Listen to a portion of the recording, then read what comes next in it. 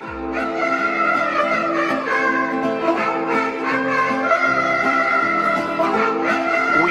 to build a wall, and it has to be built quickly.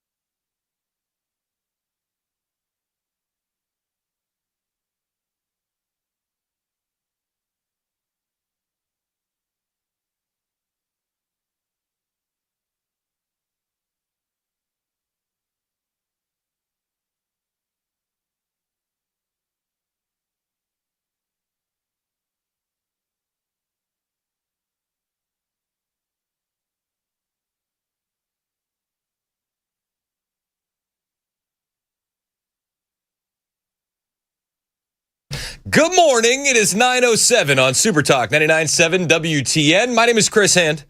The show is brought to you by Better Water LLC, water filtration systems, water softeners, betterwater.com. I'm excited it's Friday. Are you excited it's Friday? Very excited it's Friday. I mean, I can hear the excitement in your voice. I'm very excited. I don't know if you know this. I just need the weekend. I've been dealing with pain all week. Oh, yeah? Like excruciating pain. Talk about your hair pain? Yes. So here's the thing, and it really has. It's been awful. I don't know how I called Dr. Mitch. He said that's not something we really handle. I said I slept on my pillow wrong on Sunday. And like you ever sleep on your pillow wrong and your hair bends the wrong way? Like ever so slightly? Yes. Yeah. And then you get like that weird pain on the top of your head? Yeah. It's happened to me. And it's right under where my headphones sit. And it's like all week long. I've been going through it, guys. I don't think I've ever experienced it for a week. Maybe like a day It has been a week of this. And it's like I feel like I'm losing my mind. It's like all I can think about is this pain. It's stuck with you. It's been all encompassing. I don't know how I've made it through these shows. I don't either. I could see the pain on your face every day. It's just, listen, we must persevere. We must push on. I have to, and that's why I haven't even brought it up. Mike, listen, we all got problems. We all have issues. We all got these things.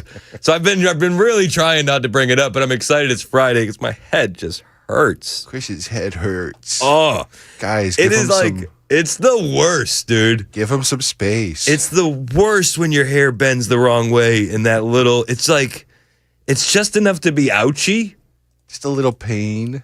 But like you can't call into work because of it. So. No. It's just been awful. I would love to see the boss get that text. I can't. I slept on my hair the wrong way, sir. It hurts. Sir. Ow, ow, ow. So, we often request action from our prayer warriors. I will once again, please pray for me.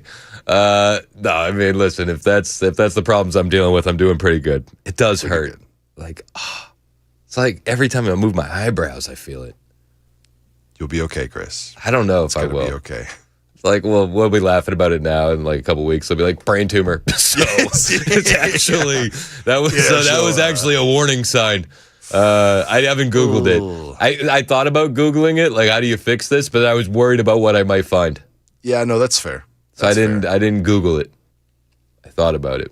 We got a big show today. I'll bring this up to Senator Hagerty. Maybe he's a wise man. Maybe he has some advice for me. We got Senator Hagerty joining the show at 9:35. They reached out. They were like, "Hey, Senator Hagerty would like to come on." I was like, "Yeah, that's cool. Like, I'm cool with that. Like, we can do that." They said, "Perfect." And this is how it happens behind the scenes, okay? And this isn't Senator Hagerty. This is his people, okay? So they say, "What do you want to talk about?" Say, "Chris, what do you want to talk about?" And I'm like, "What do you think I want to talk about?" I want to talk about the Save America Act, and I want to talk about ousting Thune. And again, this is not Hagerty that I'm corresponding with at this time. It's his media guy. And I get an email back, and he said, "Hey," and this is not a reflection on Hagerty, who was not even on the email thread. He said, "Hey, how about instead of talking about Thune, we just talk about Reconciliation 3.0, because that's going to be the avenue to get the Save America Act passed." And my reply was, "How about no? Actually, I'm going to ask about John Thune. How about no? I'm going to ask about the ousting of John Thune." And I think that personally, and this is what I wrote in the email, I owe it to this audience to ask about John Thune. And if I don't like doing the gotcha stuff. I really don't. So like I'm not trying to like hide my hand and then skirt in a controversial question. Like, I'll tell you straight up, I'm going to ask about the ousting of John Thune. I'm going to ask what the biggest accomplishments of the Senate are so far. I'm going to ask, what does the Senate Republicans have to hang their hat on? And there is some frustration here. I'm not frustrated with Senator Hagerty. I'm not frustrated with Senator Blackburn. I'm frustrated with the Senate Republicans writ large. And I feel like it would be an absolute disservice to the audience to not bring this up. So we're going to bring it up. So, and they said, to their credit, they were like, "Okay, that's fair. Senator Hagerty, be ready." So we're going to ask him about it. And but that was our conversation earlier in the week. And I was like, do I even bring that up on the air? I was like, nah, I got to tell you. I'll let you know what's happening behind the scenes. I was laughing about it with Mason. Because it was like, you ever send an email, like you hit send and you're like, I wonder if we're going to hear back. Because I hit send and I was like, you want to know what I just said to Hagerty's people? I was like, lay it on me. I said, how about no, actually? That's definitely a topic for conversation.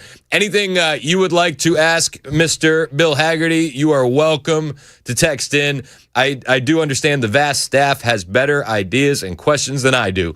So any good questions, send them to 615-737-9986, and I will be happy to ask the senator. That being said, the Save America Act isn't going to pass. The Senate Republicans are back on vacation. Must be nice.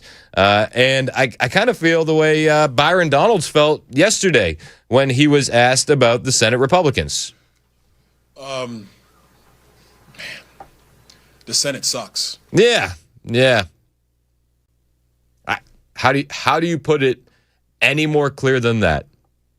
The Senate sucks. The Senate sucks. I'm just going to come out and say it. They suck. This is not hard. 80% of the American people want the Save America Act to pass. Not 80% of Republicans, 80% of the American people. And the only organization that refused to act is the United States Senate. Weird. Again, I mean, and we talked about this on the podcast with myself and Mandis and Murphy, which is going to drop tomorrow morning on YouTube. I mean, I'm pissed off. Do you oust John Thune? He can't get his members in line. Part of me thinks John Thune is dragging his feet because he doesn't like President Trump. But the reverse side of that coin is, if you do oust John Thune, does that change Susan Collins, Tom Tillis, Lisa Murkowski, Mitch McConnell's vote? Probably not. Probably not. So I don't know, man. But I am. I'm very, very frustrated about this. Everybody else is saying this is common sense. We should do common sense things. Let's make sure only Americans are voting in our elections. Makes sense, right? Let's protect the franchise of the American people. Let's make sure that people who are sent to Washington are being voted on by Americans. Who the American people choose is up to them, but we have a responsibility to secure that franchise and to secure that process for the American people. And what is happening in the U.S. Senate is laziness, and quite frankly, it's disgusting. I agree with Byron Donalds. I do. We got Trump in with a mandate. We got the Senate majority. We got the House majority slim. But, I mean, to be fair, Mike Johnson has been getting stuff done with a very, very slim majority. Mike Johnson has been putting in that work. They've passed the Save America Act how many times now? I mean, what are we doing? Honestly. Well, we're not doing anything. I think the biggest win of the Senate so far is the big, beautiful bill. And I think one of the reasons a lot of these guys voted for that is because of the pork that was in it that got sent to their districts. John Thune, though, absolute weasel. He had an event last night in South Dakota. Big event. They're all on vacation. They're all back in the districts. And Scott Presler showed up.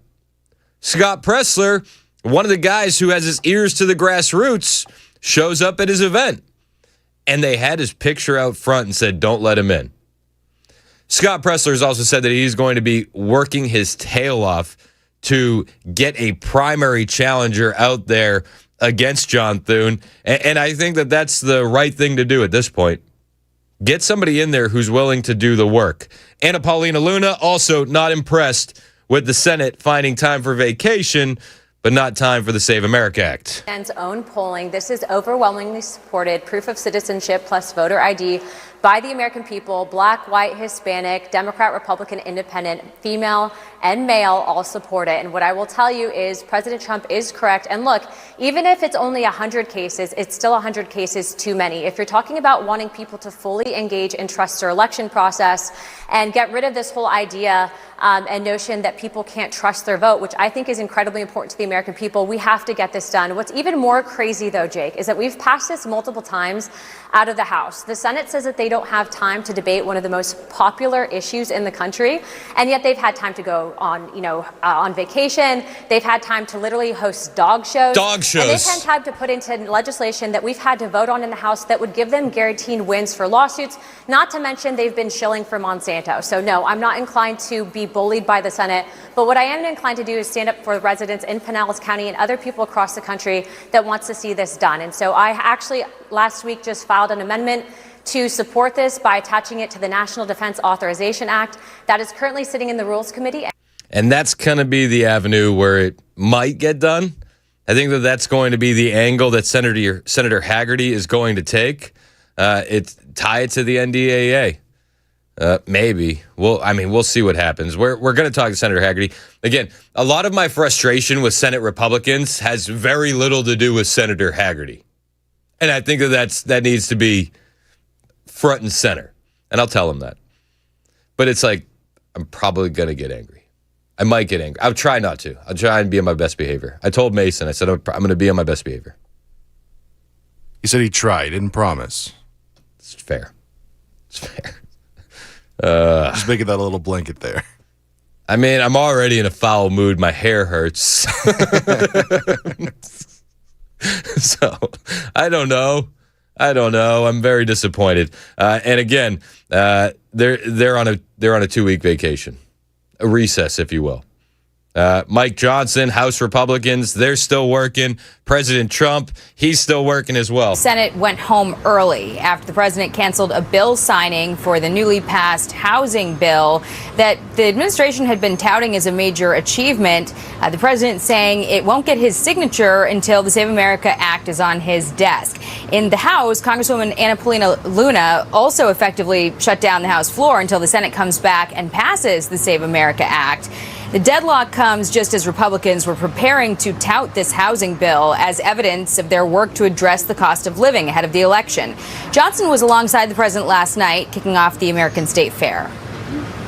We will leave our children nothing less than the richest inheritance, most advanced civilization, and highest standard of living in human history. There's never been anything like it.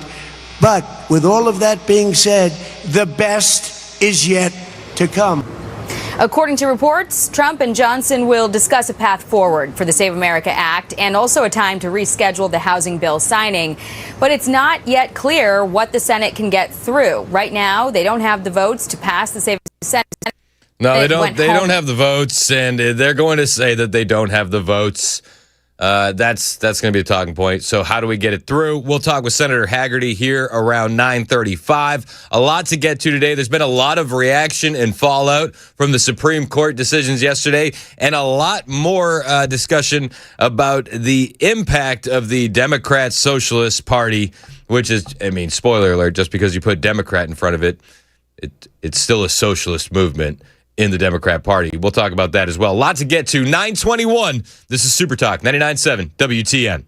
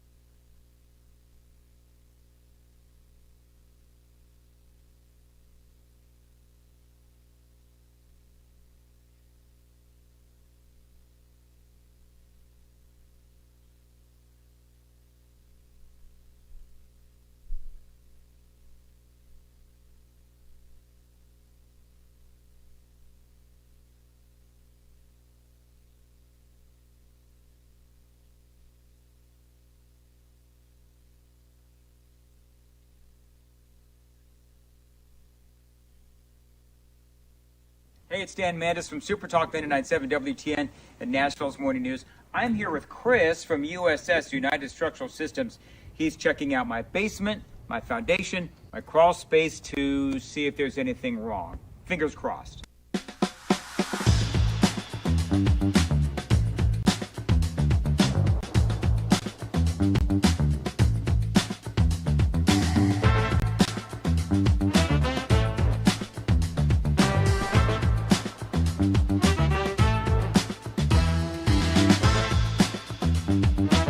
All right, so there's good news and there's bad news. The bad news is we found some cracks in my basement wall.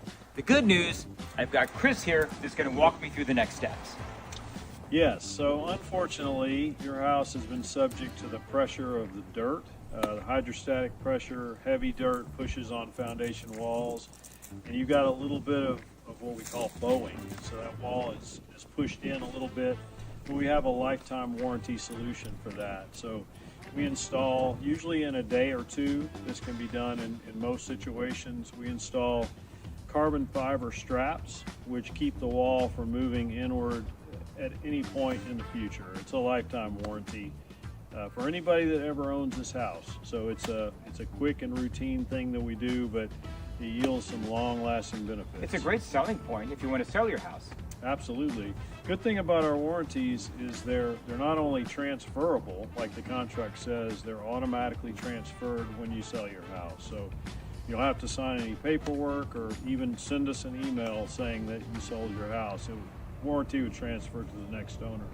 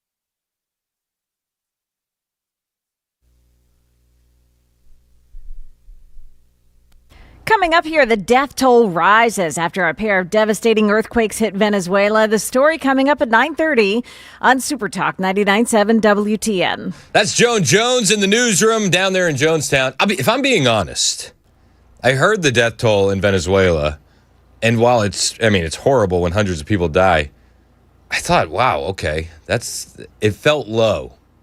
Well, that's because there's 50,000 people still missing. Oh, there's the cold water. Yeah, sorry about that. So it is going to get a lot worse, isn't it?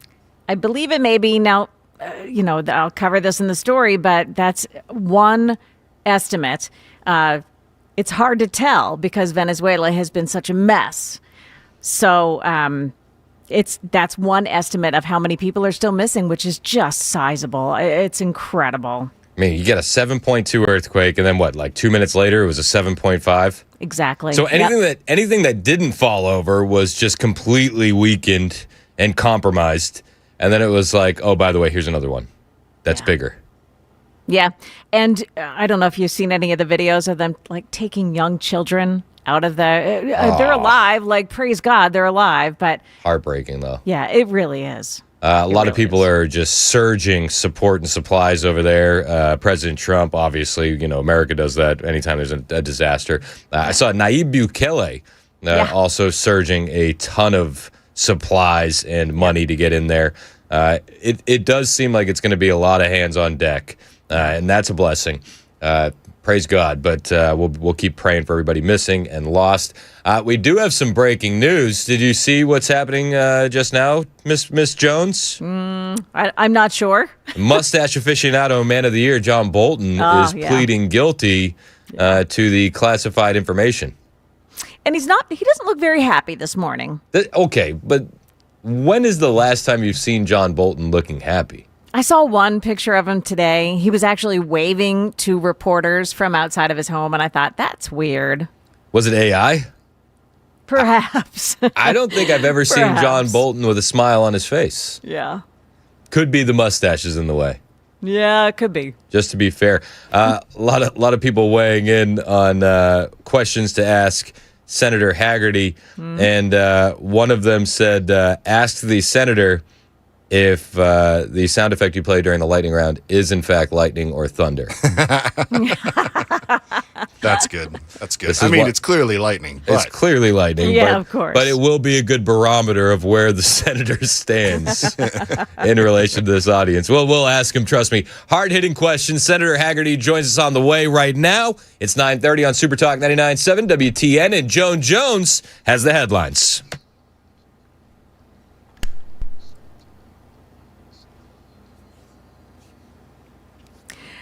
Good morning, I'm Joan Jones with your top stories. Another hot one for us today, and a lot of us will crank up the AC. Well, that puts pressure on the power grid, and now NES has just announced they've come up with a way to ease some of the pressure, and the help is coming from Chattanooga. NES is partnering with 7 states Power to add large standalone grid batteries. They store energy to help provide some backup when the power grid is stressed. The $400 million project is expected to start next year and should be finished by December of 2028. That is Channel 4's Marius Payton. The death toll now stands at 589, and by some estimates, as reported by NBC News, 50,000 people remain missing after 2 earthquakes hit Venezuela hard this week. Those strong quakes that we just mentioned measured magnitude 7.2 and then 7.5 within minutes of each other. One survivor described it as a horror movie. A section of the Caracas airport that collapsed into a cloud of dust. We saw travelers scrambling to escape. Parts of the terminal were left looking like a war zone. Of course, that airport is now closed. ABC's Victor Akendo there. In the trial of the man accused of starting the Palisades fire in California, jurors considering the case against Jonathan Rinderknecht first told the judge that they did reach a unanimous verdict. And then 30 minutes later, they sent a note to the judge saying they were hopelessly deadlocked. The day ended here with this jury sending a note to the judge reading, "There is nothing the court can do to help deliberations. Unfortunately, we cannot come to unanimous verdicts." Nonetheless, that judge then dismissed him for the day and told them to come back here at 9 o'clock. ABC's Kevin Ozebek, and those drawers are returning now. That is the latest news. Weather's next. I'm Joan Jones, WTN News.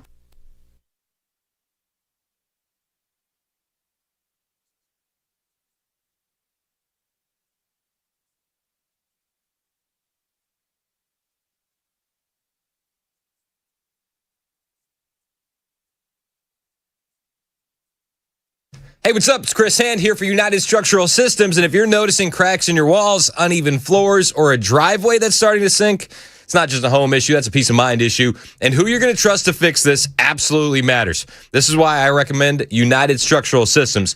They've been doing the work the right way since 1994 right here in Tennessee. No scare tactics, no quick fixes, just real inspections, honest answers, and solutions that are built to last. Now, whether it's foundation repair, crawl space issues, concrete leveling for your driveway or your patio, USS is going to use engineered systems designed for long-term performance, not just temporary patches. And here's what stands out. If you don't need the work, they tell you you don't need the work. And if you do, they'll show you exactly why before anything starts. Right now, they're offering 24 months, no interest financing, but only through the end of June. So don't wait, because waiting could always cost you more. Visit USSTN.com or call 615-488-7855, 615-488-7855, United Structural Systems, USSTN.com.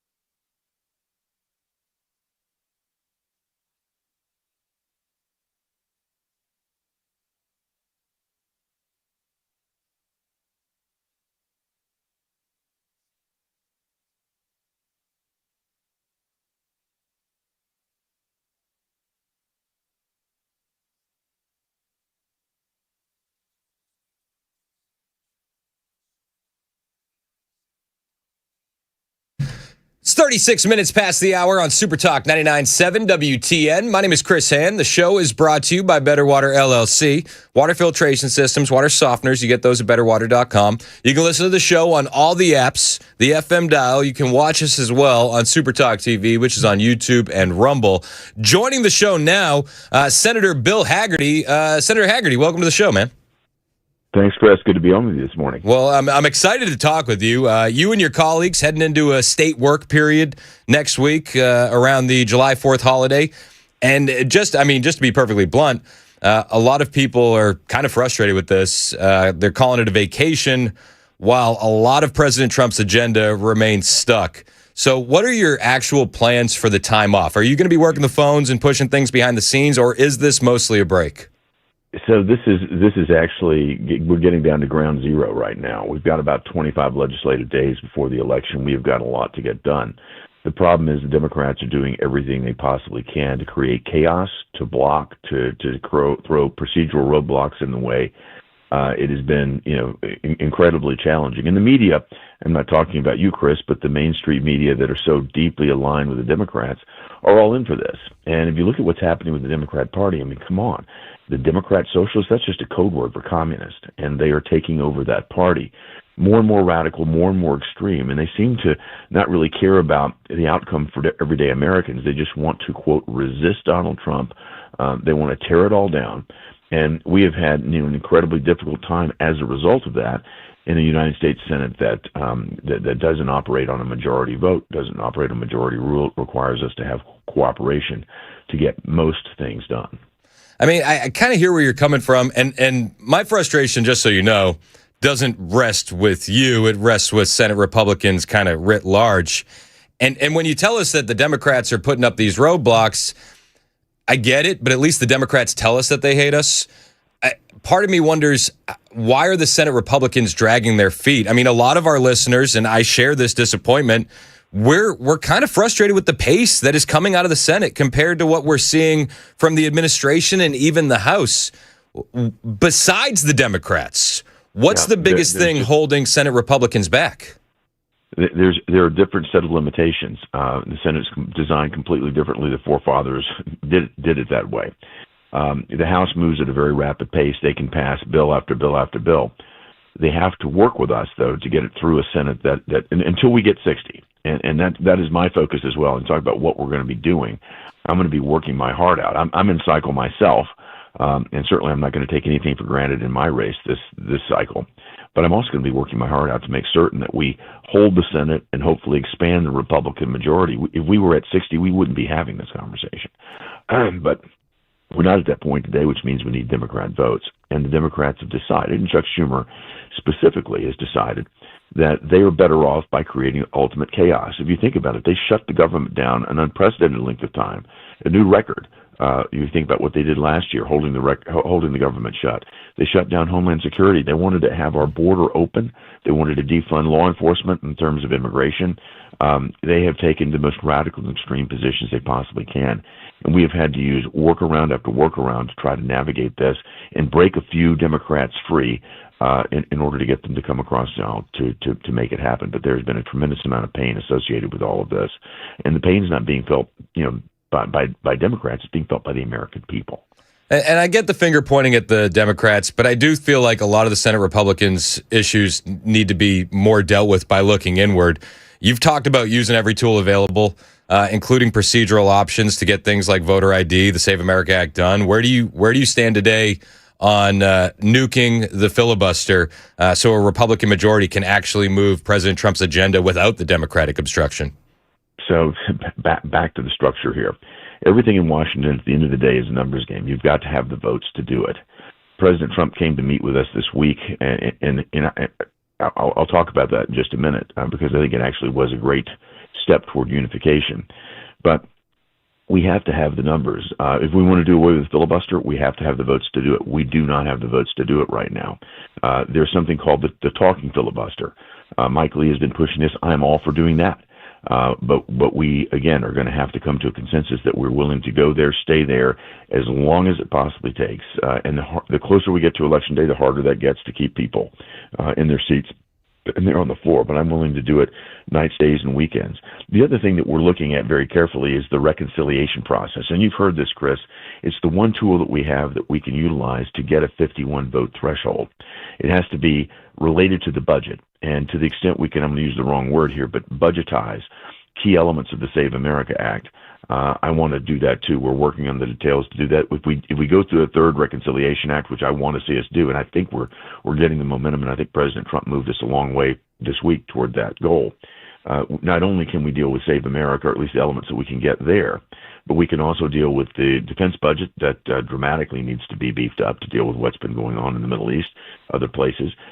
Also, just key Republican priorities, things like the capital gains treatment of a person's home when they go to sell it. A lot of people can't get out of their house right now because they bought it 30 years ago. There's been a big capital gain, and they don't want to take the massive tax hit because inflation is really what's caused the value of the house to go up. They can't turn around and buy another house for what they paid for it 30 years ago. Dealing with that by indexing it to inflation will be much more fair and will free up a lot more housing supply. That's just one example of a number of Republican priorities that we can put into this reconciliation bill. And that's where a tremendous amount of focus exists right now, is to try to look at these other alternatives. Back to the unification, though, of the Republican Party. We did have a split. Frankly, I was quite upset. There was a vote that took place on the war in Iran just this week, and President Trump came. Basically, we didn't have the numbers again. We had a couple of people that were absent. The Democrats saw this. They had a procedural mechanism they could use to throw this vote on the floor. And we had 4 Republicans that joined the Democrats to basically say they wanted to withdraw President Trump's authority to navigate the war in Iran. President Trump came and met with us, and he explained the details of what that did. He was at the point, they were very close to having another key element signed on the Iran deal. They're negotiating. He had Steve Witkoff in the room with us. And Steve was there negotiating this deal with the Iranians, and he said, forget what the Iranians are saying in the media. I can't believe you guys would believe what the U.S. media reports, because they just breathlessly take what the Iranians, leak out, which isn't true. And you respond to that, and you vote the way you did. Give me the confidence, give me the support that I need to get this over the finish line, because the Iranians see discord, and they see that we're not even all aligned in the Republican Party when we have 4 of you that would actually vote the other way. That night, the Democrats had an attendance problem. Every one of those 4 stayed with us, and we basically batted it down. But that's the type of communication we need to have closely with the White House, and I think my colleagues are seeing that unity is what it's going to require to get across the finish line. Unity is what's going to be required to make sure we hold the Senate and the House, and we're able to continue to move on President Trump's priorities coming into the next year. You mentioned unity, but you also mentioned the fact that you don't have the votes to get things done. There's a lot of Republican holdouts, and I don't see this issue with our Democrat friends. Is this a leadership issue, the reason why we can't get people like Collins or Tillis or McConnell on board with the president's agenda? Is it John Thune's issue? Why the Senate Republicans aren't getting anything done? Thune takes a lot of criticism, but what Thune's trying to avoid is an embarrassment, and it doesn't matter who the leader is. The number is so high, and I don't know the exact number because that's not my job to whip these votes, but I've talked to my friends at the White House, and the number is considerable in terms of not having adequate votes to blow up the filibuster. And but we why still not don't have adequate votes? But why not force it and get people on the record? And that's an option that we have discussed as well. What we've seen with the Democrats, they were all on the record being against the filibuster when it was going to hurt them when they were in the minority, and of course they're on the record for it when it would help them. And I think there are a lot of Republicans that would like to have that latitude, because there may be a day when the Democrats are in the same position and we want to be able to utilize the filibuster. So that's the dilemma that you've got right now, is people looking toward the future and thinking they may want the filibuster because the Democrats have been effective at keeping us, I should say, from getting our agenda accomplished. But at the same time, I'm more aligned with the president, who says, look, let's go now. Let's get as much of our priorities taken care of that we possibly can. And if we do that, I think the American public will respond very positively to this, and we'll actually widen our lead, widen our margins, and reduce the risk that we would ever wind up back in that situation again in the minority. I mean, but how close how close are you keeping your ear to the ground on this? Because I'll be blunt with you. A lot of the people that I'm talking to look at Senate Republicans and they say, where have you guys been? Now, if that feeling continues, Do you honestly think that conservatives are going to show up in big numbers in the midterms? And maybe you won't have an issue here in Tennessee, but I look at a state like Maine that could absolutely swing the power of the Senate. And I'm like, why would a conservative show up and vote for Susan Collins? Now, I'm not saying that they're going to go vote for the Nazi guy, but they're just going to stay home. Yeah, I think that's a very real concern, Chris. I've talked to President Trump about it just a few days ago, and we're going to have a very concerted effort to get the Trump base motivated and turning out. And that's, excuse me, the issues that you described, particularly even on conservative on conservative channels. There's a lot of Republican on Republican division right now. The Democrats are just playing on this. Again, back to unity. The president took a major step, I think, this week getting us there. I think it's going to take more of these conversations to get us there. Unfortunately, we've got people that are retiring. Some of them are retiring because President Trump, endorsed their opponent. Perhaps that's making it more difficult. But we've just got to get everybody back in the boat here. That's going to be the key, in my view, to be successful. But when Senate Republicans are going out this campaign season and they're trying to say, "Send me back in because we're going to do more good work," I kind of look around and I say, "What's your biggest accomplishment?" And I mean, outside the big beautiful bill, I have a hard time coming up with a list. I think that's the key. Instead of talking about defense, as you say, and the kind of concerns that you've raised, we should be talking about what happened with the bill that we passed last year. People are getting their tax refunds back right now, greater than they've ever seen it. No tax on tips. That's making a real difference for people that are living paycheck to paycheck. No tax on Social Security. We've created the greatest set of incentives to invest capital in America that we've ever seen. And if you look at the stock market, that's forward-looking. The stock market's breaking new records. Energy prices are coming down. I think we're going to resolve the situation in the Middle East. So I think there's a lot more positive news that we should be telling. And the other thing we've got to do, and the mainstream media are not helping us at all here because they're hiding the fact that the, quote, Democrat socialists are taking over. We need to make it clear to the American public that the alternative here is socialism. And it's the only thing that socialism has proven is that it fails every time. And I don't think we want our children and grandchildren to be subjected to that. So I think it's a real communication challenge, and you're right to raise it. And I think the message I'm taking, even from this conversation, is we've just got to be pushing this much harder. Well, we're talking with Senator Hagerty, and again, there's a lot of frustration from this audience. I don't know if it's directly aimed at you, but you happen to be on the phone with me right now, and I have my eye to the text line. Okay. And can I just tell you what the audience is saying right now? They're saying, typical politician, his tap dancing is amazing, more lip service, this is such BS. Every sentence starts with, we're going. Get rid of the damn parties, make everyone in Congress independent. This is an embarrassment. I'm sick of politicians steering the conversation to what they want to talk about instead of answering the question. John Thune sucks, we all know it. Do the damn talking filibuster. I mean, this audience, I'm just letting you know because I think that you have every right to know. This audience is completely pissed off with the job performance of Senate Republicans. Well, I'm telling you the absolute heartfelt truth here, and that is that I want to do everything I can to advance the agenda. We have a numbers problem. It's as simple as that. And dealing with it is not easy.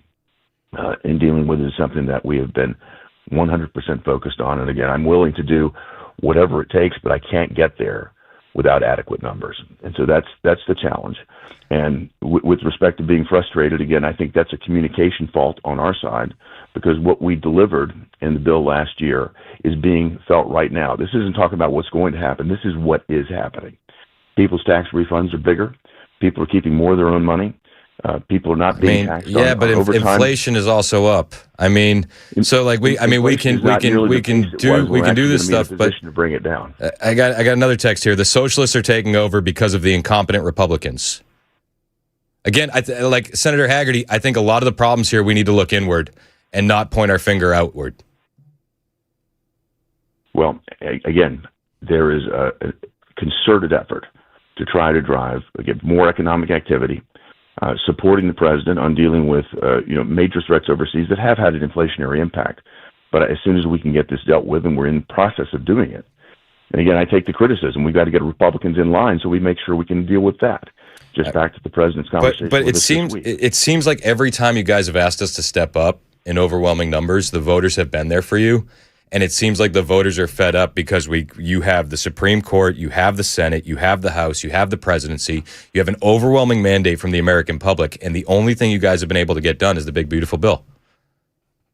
And you had time for it, and I know not a minor thing at all. Yeah, but there was a lot of pork in there that helped get it done.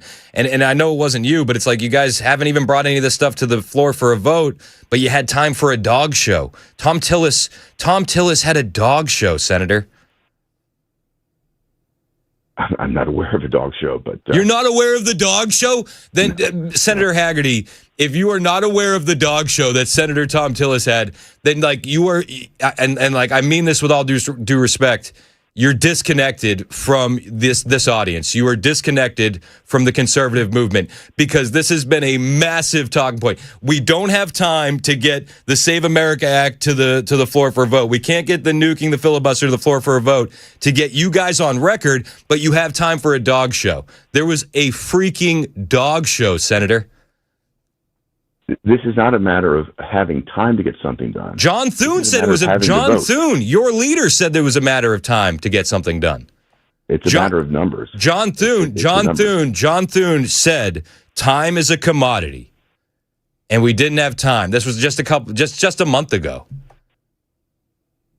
Well, the point is this: if you don't have the votes, you can't get it done, Chris. That's what. Well, then I would just say then you need to get a new leader that can get these people in and whip them into shape, because the Democrats never have this issue. And we have given you, as the voters, every single thing you have asked for. And you have gotten one piece of legislation done for us. Every executive order that President Trump has signed can be overturned the minute a Democrat president takes office, Senator. Like... And all the legislation can't be overturned. It's the executive orders that can that's what I'm saying. And you haven't done any legislation besides the big beautiful bill. Every executive order can be undone. A tremendous amount of good for the American public in it, and it took a great deal of time to get that navigated. We're working on the National Defense Authorization Bill right now. That will get done. It just doesn't get publicized. What does get publicized is what divides Republicans. And again, the media is on this on all sides. But I think if you look at it, we are going to have to deal with the fact that we don't have the numbers to get exactly what many of the calls I take, my constituents, they want to see this done too. I want to see it done. But I'm just giving the reality. Without the numbers, we're going to have to find other ways, like the third reconciliation bill. That's what we're working on right now. Does that what gets done before the midterms? Again, the third reconciliation bill is the top priority. That FISA, which I think there's a real division there for good reason, and then we've got the National Defense Authorization Bill that's coming up too. Again, that's what we need to fund the military, just to keep things going there. Is the Save America Act going to be done before midterms? It wouldn't be in effect, but is the Save America Act going to be done before we get to 2027? It depends on what you're talking about. The House version, I think we have a chance of getting it done. The Senate version is different because there have been another number of components that have been added to that those senators from states that have very remote areas want to have mail-in balloting. And that has turned out to be a real problem within the Republican Senate caucus. If you think about what the House has, it's much more simple. If we could vote on just simply requiring voter ID, requiring citizenship, these are 90+% Republicans, even 71% of Democrats, Chris, want to see voter ID as a requirement. I mean, so I think we could break it apart and start doing it that way. I think I would say 100% of Republicans, 100% of conservatives want to see more fight out of you guys, especially from a guy like you, Senator, in a one of the reddest states in the entire country. Like, you should be out there going scorched earth. And I would say the same thing about your colleague, Marcia. Marcia has essentially a green light because she's not even going back to the Senate. She's going to be the governor of Tennessee. Why aren't you guys going scorched earth? What we're trying to do is navigate the system that we have today, and I think there's just a lack of understanding, Chris, about the numbers that are necessary to get things done. And we're trying to navigate this in a way that actually does will get something positive accomplished. And whether we do it through the Reconciliation 3.0, whether we do it by breaking the Save America Act into pieces and bringing it vote by vote again, and again trying to generate as much support through the media and in the public. I mean, I just don't think you're going to generate a lot of energy from the conservative base. Trump isn't on the ballot, And it worries me where the country goes, and I would literally put the blame at the feet of Senate Republicans, not at you in particular. And I know that you're doing a good job, and the frustration, again, it's not aimed directly at you. It's really aimed at a lot of your colleagues. You're just the guy on the phone with me. Senator Hagerty, I do appreciate the time, as always. Thank you for calling into the show. Thanks to our listeners for their input. I appreciate it. Thank you. 957 Super Talk, 99.7 WTN.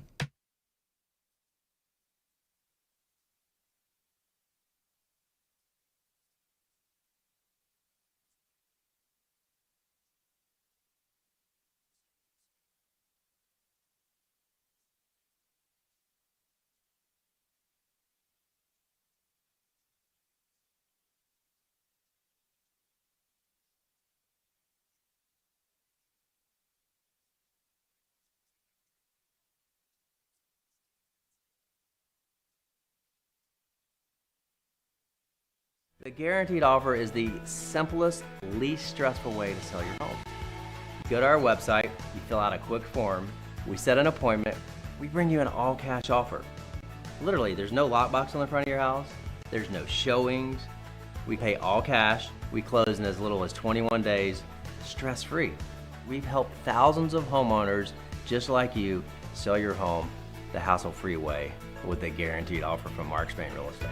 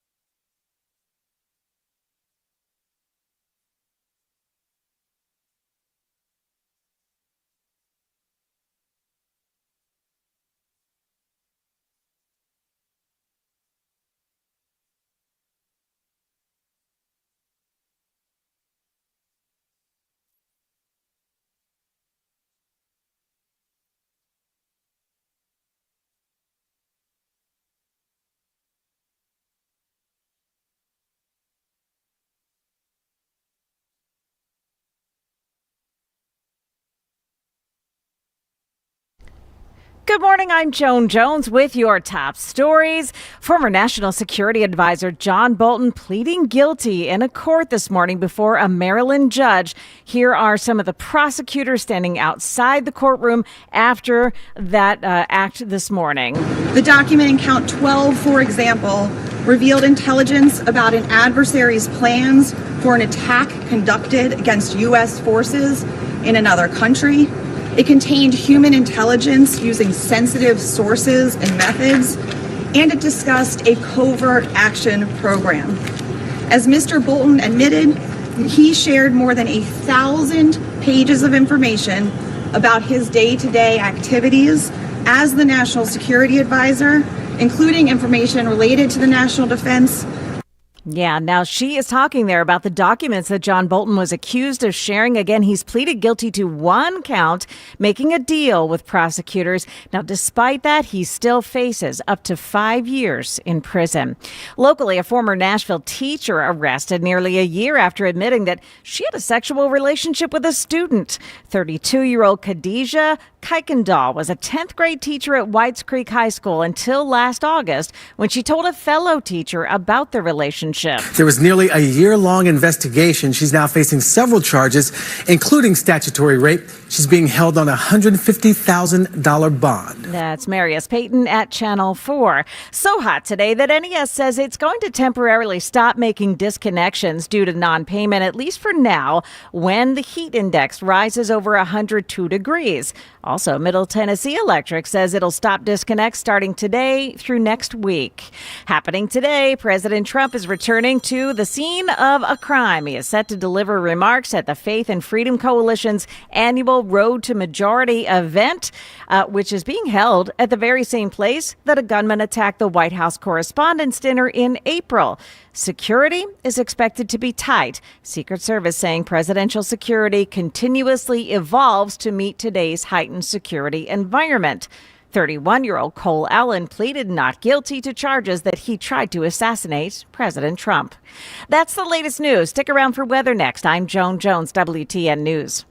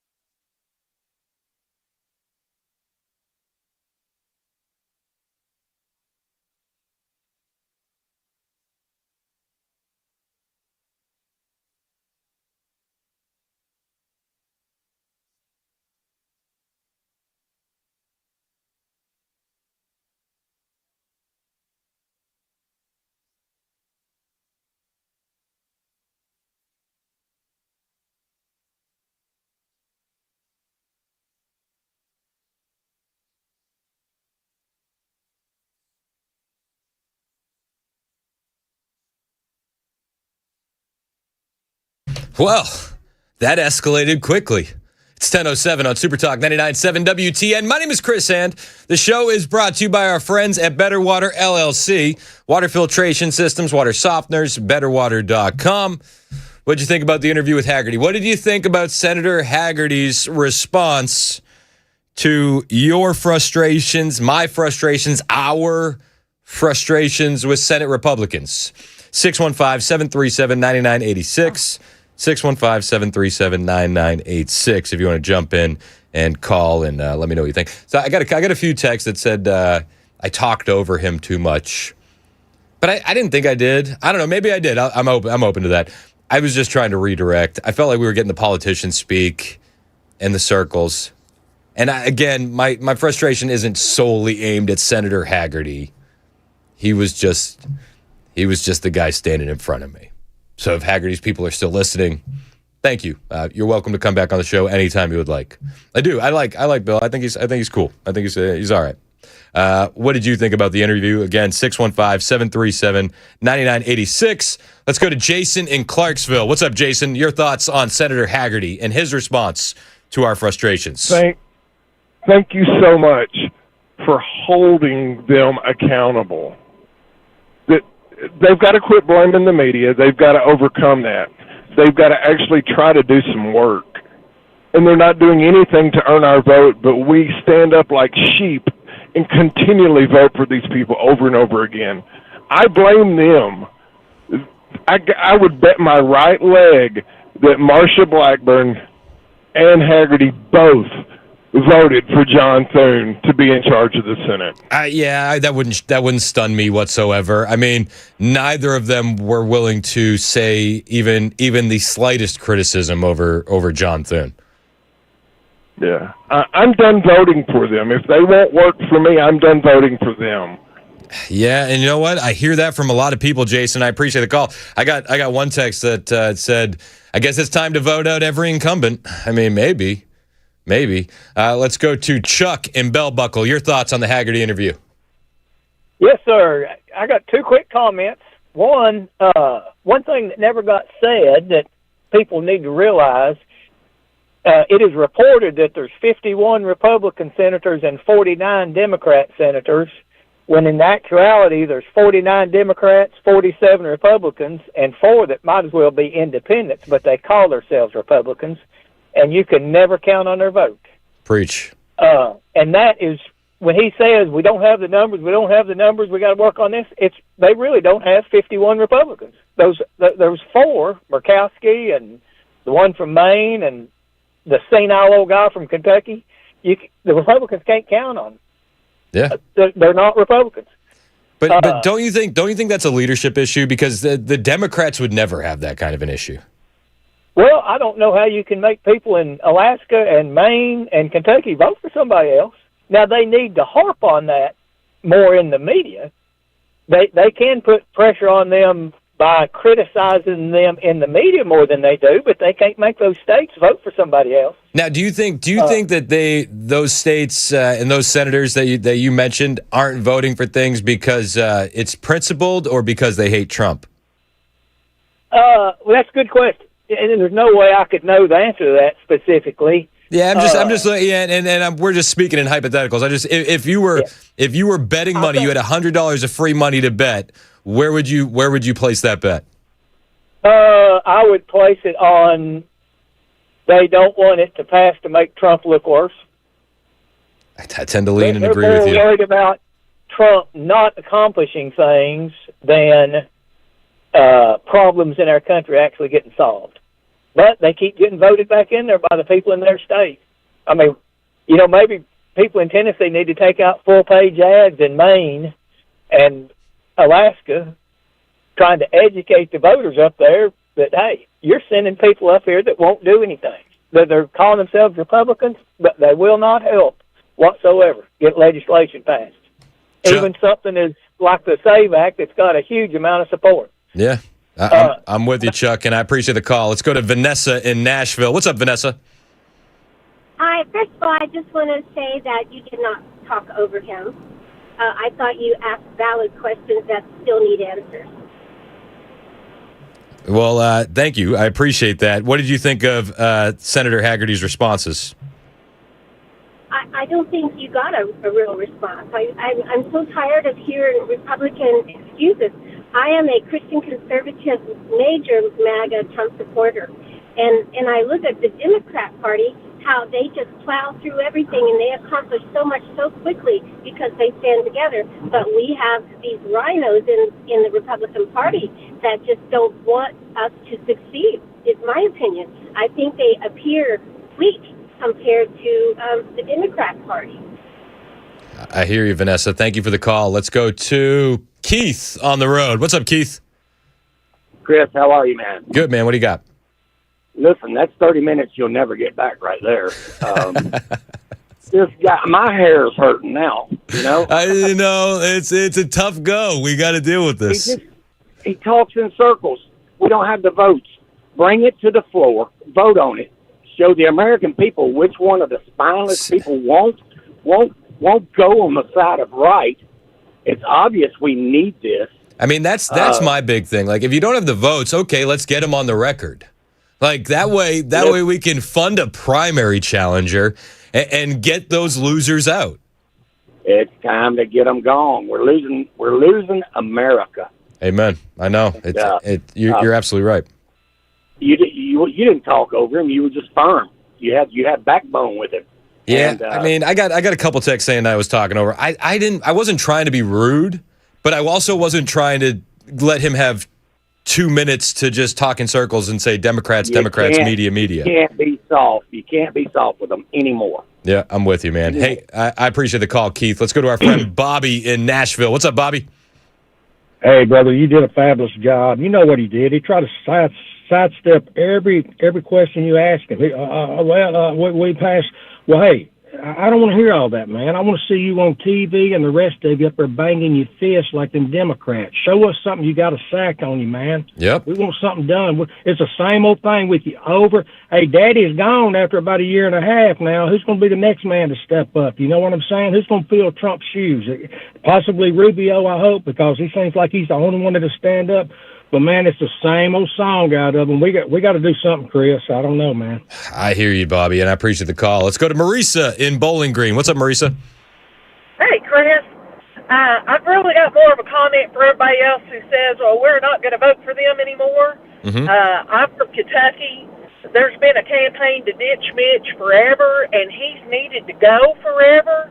The problem is that can't get anybody decent to run against him.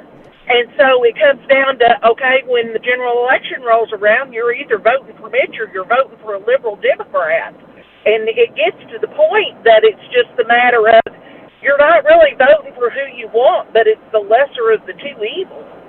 No, I get that. And I mean, we're dealing with that, everywhere. That's not just a Kentucky issue.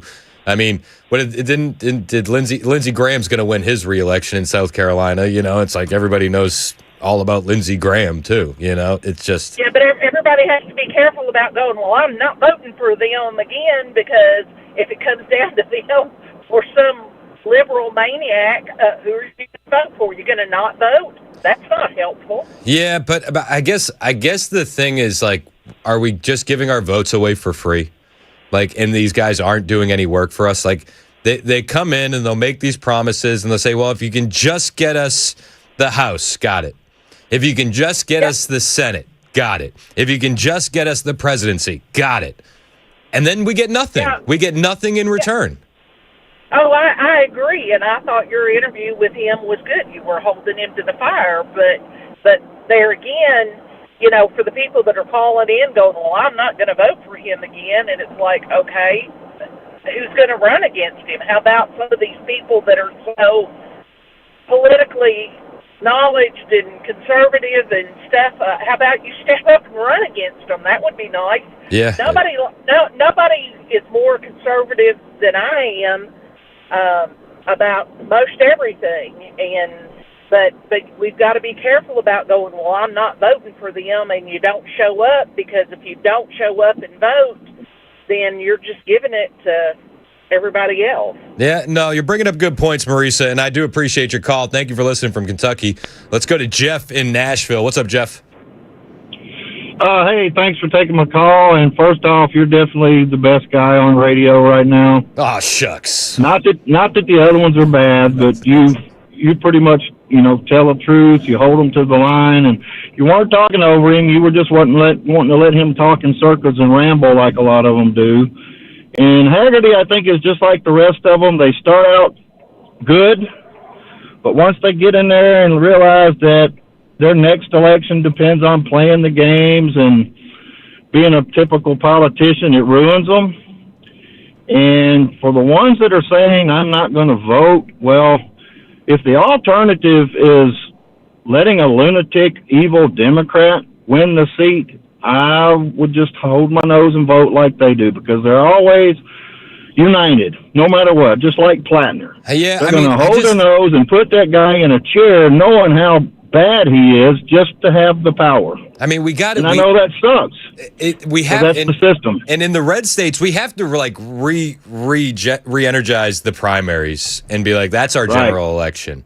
And, well, the other problem is you got guys that start out with a war chest of, $3 or $4 or $5 million, and then other guys starting from zero. Well, so I mean, it's almost like you can look at what happened in Texas. I mean, they gave Cornyn $90 million.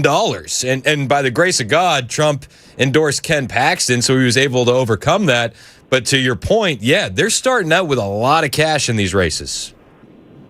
Yeah, it's a sad system. I wish we could fix it, but I know. I don't know if there really is a fix. Appreciate it, man. I think we need to salary cap it like they do in sports, Jeff. That would be. There you go, exactly. That would be my ideal situation. Just salary cap that thing. I appreciate your call. Let's go to our friend Karen in the borough. What's up, Karen? It's Sharon? Sharon, sorry. What's up, Sharon? That's Mason's fault, not mine, I assure you. No, I know it was because he said Karen right before he put me on hold. He's in the back. He's taking more calls, but I can see him shaking his head in disappointment at me. He's like, I'm not mad. I'm just disappointed. He's just so busy. He's a very busy guy. Yeah.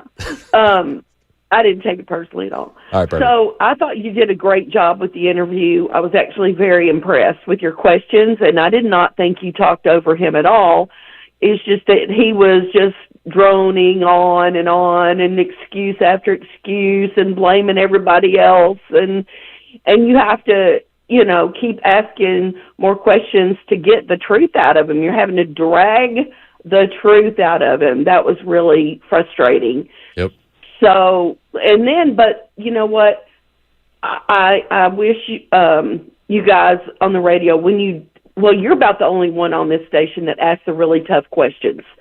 I love all the other guys, but they do ask too many softball questions. No, come on, don't besmirch my guys. There's my guys. My guys do a great job too. Well, sometimes. Dan's pretty good, but I don't know. All right, Mason, save that for a promo. Okay, right. But I mean, you were tougher on the questions, which we appreciate because they needed this. Listen, it's way past time for softball. I mean, for hard questions. Softball time is over with. Yep. This is really serious times right now, and we don't want to be a socialist. Well, forget socialism. They're not even that anymore. They're really like full on commies over 100%. There on the left. Yep, you're absolutely right. And we can't go there. So my thing is, we can't be soft anymore. We can't be like playing Mr. Nice Guy and he's really okay.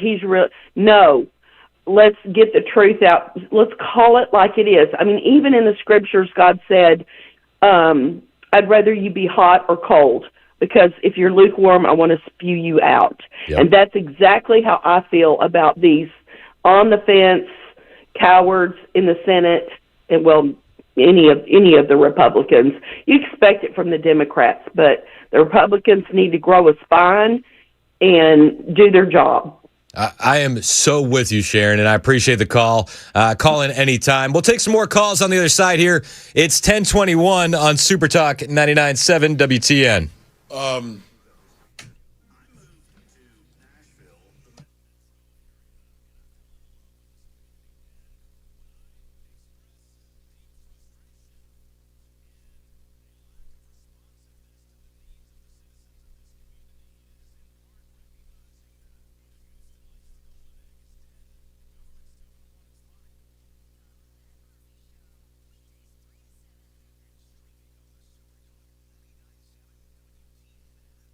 Hey, what's up? It's Chris Hand here from my friends at Busy Bee Plumbing, Heating, and Cooling, and they're giving you a chance to hit the beach. Here's what you do. You need a new home AC unit? Well, you could win a 3-day beach getaway if you buy it in the month of June from our friends at Busy Bee. They're going to cover your gas, your lodging, 2 meals a day. One lucky winner is going to be announced on their Facebook page, so make sure you like Busy Bee Plumbing, Heating, and Cooling on Facebook. Now, maybe you're good on the AC, but you're looking to improve your home's air quality. Save 10% off the deluxe air duct cleaning package, 5% off the mid-tier package. You need plumbing service. Take $100 off any plumbing repair over $500, and for a limited time, you'll receive a free Yeti cooler with any whole home drain repipe or water repipe project. Now, that beach getaway, exclusively open to customers who purchase a new AC system in June. You're running out of time to do that. Take advantage of it today. One winner will be selected. Restrictions apply. Call Busy Bee at 615-775-7833. That's 615-775-7833. Or find them online, busybeehvac.com.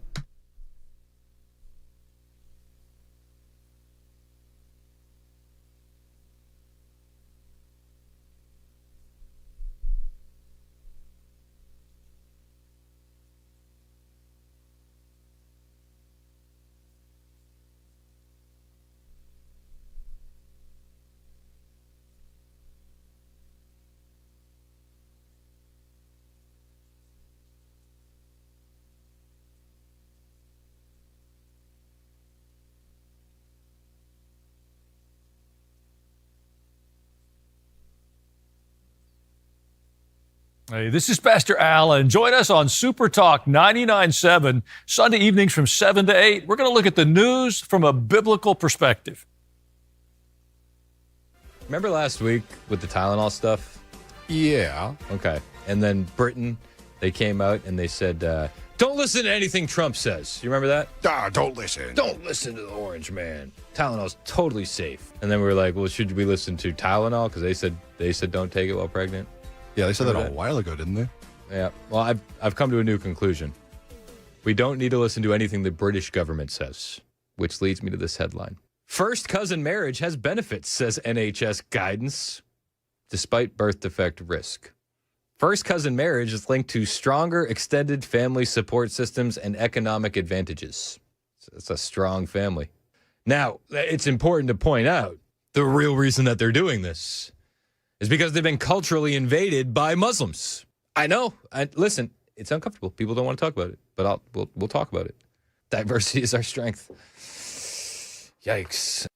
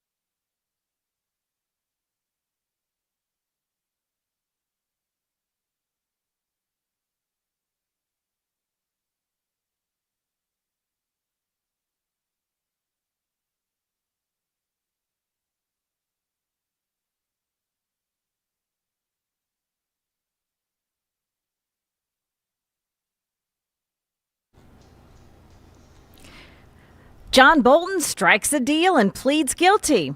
But his chances of staying out of prison, not any better today. We've got the story coming up at 10:30 on Super Talk 99.7 WTN. That's Joan Jones in her newsroom in Jonestown. My name is Chris Hand. The show is brought to you by Better Water LLC. Did I say it's 10:26? Well, it's 10:27 now, so I'll check it again in about a minute, let you know what time it is then also. You can listen to the show anywhere. All the apps, the FM dial, YouTube, and Rumble. We're just taking your phone calls. It's a Friday. We're having fun. I'm having fun. We had a good conversation with Senator Hagerty. It was an uncomfortable conversation. Were you uncomfortable? I was very uncomfortable, Chris. Why were you uncomfortable? Because. Did I do that?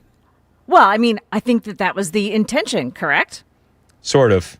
Yeah, I think it was the intention. And you let them know exactly what everyone's thinking.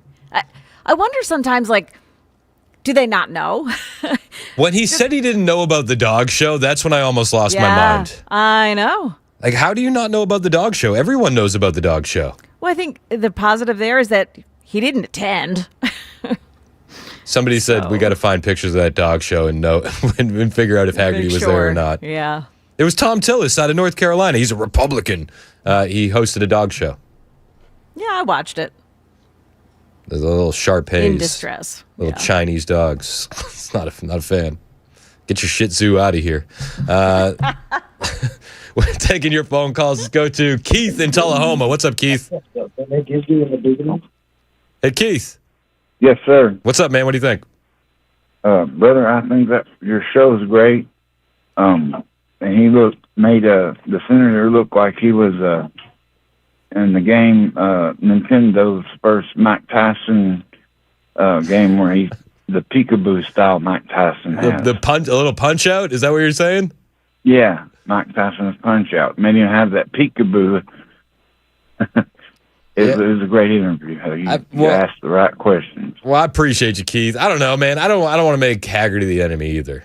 I don't. I really don't. He was just the Senate Republican that I had in front of me. Ricky in Watertown, what's up, man? Not much. What's going on? What do you got? What are you thinking? I'd like to thank you all for having all the people on the show that is running for governor. That changed my vote. Who are you voting for governor? John Rose. Voting for John Rose. What is it about John Rose that you like? He seems pretty well down to earth, and I can't really tell he's got any baggage like some of the rest of them. One of them made a comment. I could not believe she said it ain't like somebody else said she said it herself when they was talking about the medical marijuana. And she said, I don't care if it's put on the ballot and the people vote for it. I will not vote for it in any form or fashion. I will veto it, and they'll have to do whatever they got to do to override my veto. I thought, no, you don't override the people that voted you in. So Marsha Blackburn actually said that on my show, but you want to know something fun? John Rose made the exact same statement. I didn't hear the interview with him. I wish y'all would replay these interviews some. Well, you got to find us on YouTube, man. The John Rose interview is up there. The Marsha Blackburn interview is up there. We'll get the Senator Hagerty interview up there as well. They're all under the Chris Hand Show playlist on our YouTube page on Super Talk 99.7. John Rose said the exact same thing. We actually only have one candidate for governor, Ricky, that is in favor of medical marijuana. In serious cases where people are dealing with epilepsy and cancer or are vets with PTSD. And that's Monty Fritz. I appreciate your call, though. Let's go to William in Nashville. What's up, William? How you doing? Good, man. What you got? I just wanted to make a comment about, it's a lady that came on just before the break, and she said something about holding the Republicans to the feet to the fire.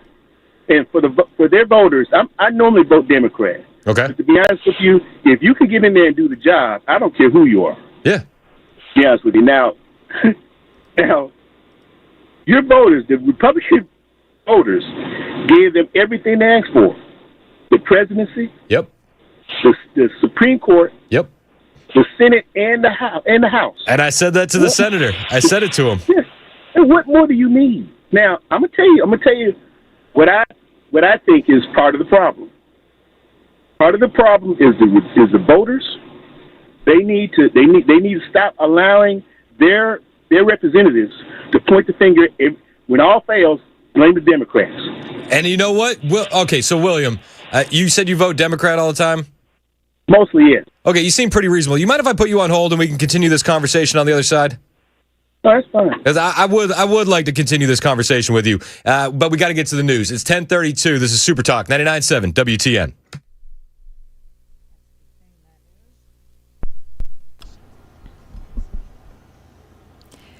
Good morning, 1032. I'm Joan Jones with your top stories, and the U.S. Senate is on recess now. And so are the chances for passage of the Save America Act. Moments ago, Tennessee U.S. Senator Bill Hagerty telling Chris Hand that while blowing up the filibuster may not have the votes, the talking filibuster option is another option that he may be interested in after all. Mike Lee has been pushing this. I'm all for doing that. But we, again, are going to have to come to a consensus that we're willing to go there, stay there, as long as it possibly takes. And the closer we get to Election Day, the harder that gets to keep people in their seats and they're on the floor. But I'm willing to do it nights, days, and weekends. He also says he believes it could become an item in a reconciliation package, which requires 51 votes for passage. House Speaker Mike Johnson calls it a promising option, and he's working to move that forward. Former National Security Advisor John Bolton pleading guilty this morning to one single count of illegal retention of national security information. He had been facing 18 counts.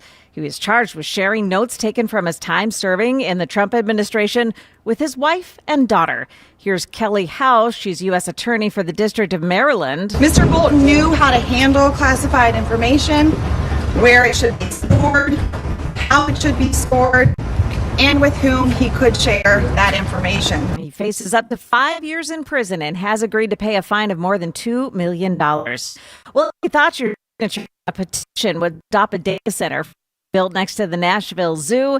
Think twice. The attorney for the data center company, Doug Sloan, says it's being built regardless of the opposition. This legislation is being driven by fear and not facts, and we need to take the time to understand the facts. One last thing, this building is vested. They're going to build it there. We already have the permits in hand. We just want to work with the community to find a solution. Audio courtesy of Fox 17. He was speaking before the Metro Planning Commission last night. No response so far from Metro Council. That's the latest news. Weather's next. I'm Joan Jones, WTN News.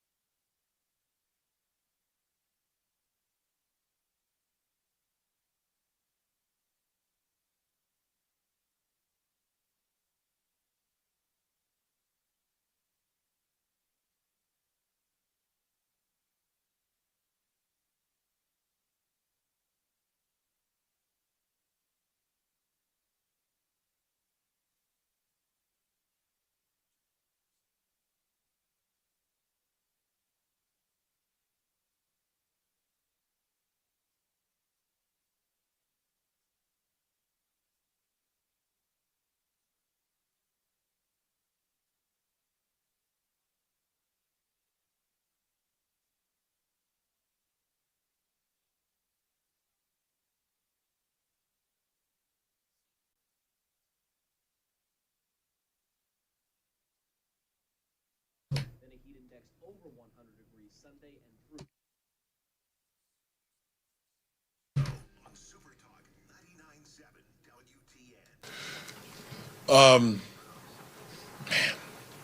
the Senate sucks. I'm just going to come out and say it. They suck. This is not hard. 80% of the American people want the Save America Act to pass. Not 80% of Republicans, 80% of the American people. And the only organization that refused to act is the United States Senate. That was Byron Donalds yesterday. It's 10:39 on Super Talk 99.7 WTN. My name is Chris Hand. The show's brought to you by our friends at Better Water LLC. Water filtration systems, water softeners, betterwater.com. We had a guy on the phone, William, right? It was William, he seemed like a very reasonable guy, Democrat. I thought we were going to have a good conversation. He couldn't hang through the commercials. Maybe he didn't like the commercials. So he had to get off the phone. William, if you're still listening, man, call back. I really would love to have a conversation with you. You're welcome to call in as well, 615-737-9986. You can listen on all the apps, the FM dial. We're on Super Talk TV, on YouTube, and Rumble. If you like watching the video with the audio that we play on the radio, it's always there for you. And then you can always go back and check the show, check the interviews. We always isolate them. We break it down so that way it's easier to find. Should you want to listen to it again or share them with a friend, shout out to the YouTube chat. The YouTube chat's absolutely jumping today. Jumping. You notice that? Mason gave me a nod. He's on the phone. It's jumping. John in Lebanon wants to talk about Senator Hagerty. What's up, John? Hey, Chris. Don't you get a nice warm feeling when you hear people refer to these guys as our leaders? One way to know that they're not doing their job is the way every time you get one on a microphone, they just sit there and double talk the crap out of us. It is frustrating. I mean, I'll be honest. And I don't know, man. Part of me knows it's like if you're going to be talking to a politician, you're going to deal with some politician speak, right? So that's right. And they're doing the same thing. I'm sorry, I didn't mean to interrupt you, Chris. No, but I don't know. I don't try to get it doesn't bother me. But I do try to redirect and get them back on track. This country is literally being led to the slaughter by spineless Republicans that can't seem to accomplish anything. They're doing the same thing they did the last time we had the House and Senate majority. The same thing. Absolutely nothing. Bingo. And the American people are really and truly fed up. So does hearing an interview like that with Hagerty, does that motivate you to go out and vote in the midterms? If you want the truth, it scares the hell out of me. If that's the best we got, we're done. I hear you. I mean, it's tough, but that feels like the reality. And you also have to look at it as like in Tennessee, we have it good. We got the supermajority. We're a red state. Now tell me how a conservative in Maine feels. Now, absolutely. Because that Senate seat's going to really decide the power, the Maine Senate seat. Exactly. Is somebody in Maine going to be ginned up to go vote for Susan Collins? Chris, until we start taking all of these perks away from these guys, they're not going to be leaders. They're not going to act like they represent us. They're not going to be representing the American people and doing our will. As long as they walk in their velvet-lined barbershops, walk to the front of the line and fly first class, they make twice what most of us are out here busting our butts to make. They tax the living crap out of us on every dollar we make, spend, and save. They are living like kings, and we expect them to act like leaders. They do what they do. They keep their mouths shut so they can keep their positions. They don't want to rock the boat because they're all buying that little piece of property on the corner that they knew was coming up on the block because they've got the inside information. They're getting filthy rich, and we are getting nothing but crap out of them, and we're sick of it. And they're back on vacation. John, they're back on vacation. And it makes me crazy, Chris. I love your show, brother. Well, I'll be listening. I appreciate you, man. During the interview, I almost fell out of my chair when Senator Hagerty said, we only have 26 legislative days until the midterms. What? What are we paying you guys for? Byron Donalds also completely fed up with Senate Republicans, calling them too lazy, saying that they would rather go to their lunches and point fingers at the president because the president is doing his job. Keep it going, because it demonstrates the stupidity of your argument. And that is what the American people want to see. I, for one, want to see what their argument is. But we're not getting that because, and to be blunt, because we have Republican senators who still believe that the U.S. Senate is operating in 1990 America. Facts. That is ridiculous. The Democrats are true radicals. They don't want to negotiate. They don't want to debate. They want to obstruct. They want to obstruct common sense. Facts. One of the other pieces of legislation, and actually our good friend Chip Roy was a sponsor of that one too, codifying Donald Trump's border security measures, would pass overwhelmingly in the House. The Democrats would all vote no. Why? Because they want open borders. Yep. It's that simple. It's been proven now twice in his first administration and now that his procedures secure this nation. The Democrats don't want to support that because they don't want to secure this nation. But if the Republicans in the Senate hide behind this arcane rule where they don't even go to the floor and debate these matters until they vote to end debate, like, this is ridiculous. Nobody else operates like this except the U.S. Senate. There is not one state in America that has a filibuster rule like what's up here on Capitol Hill. Not one. Go to any state, blue state, red state. Their Senate, it's an up or down vote. They debate the matter, they negotiate the matter, up or down vote, they move the package. It is only here where U.S. senators are too lazy to actually get in a room and truly negotiate. They rather go to their lunches behind closed doors and point fingers at the president because the president is doing his job that he was elected to do and swept the battleground states for, which is to make sure that this nation is secure for the future of the United States and its people. This is nuts. They need to come back. They need to pass this legislation. And with respect to colleagues who are saying, yeah, we're done doing business in the House until this gets passed, hey, Senate, ball's in your court. Open it up, do the right thing, actually debate, actually negotiate, come to some compromise, and let's see what you do. They're not going to do that, though. I mean, Byron Donalds there, he's absolutely right on just about every point he made, but nothing's going to happen. I think that's the sad reality of it all. We all know it. We can scream it until we're blue in the face, and then nothing's going to happen. That sucks. That does. I mean, it's frustrating. But, donate now to their campaign.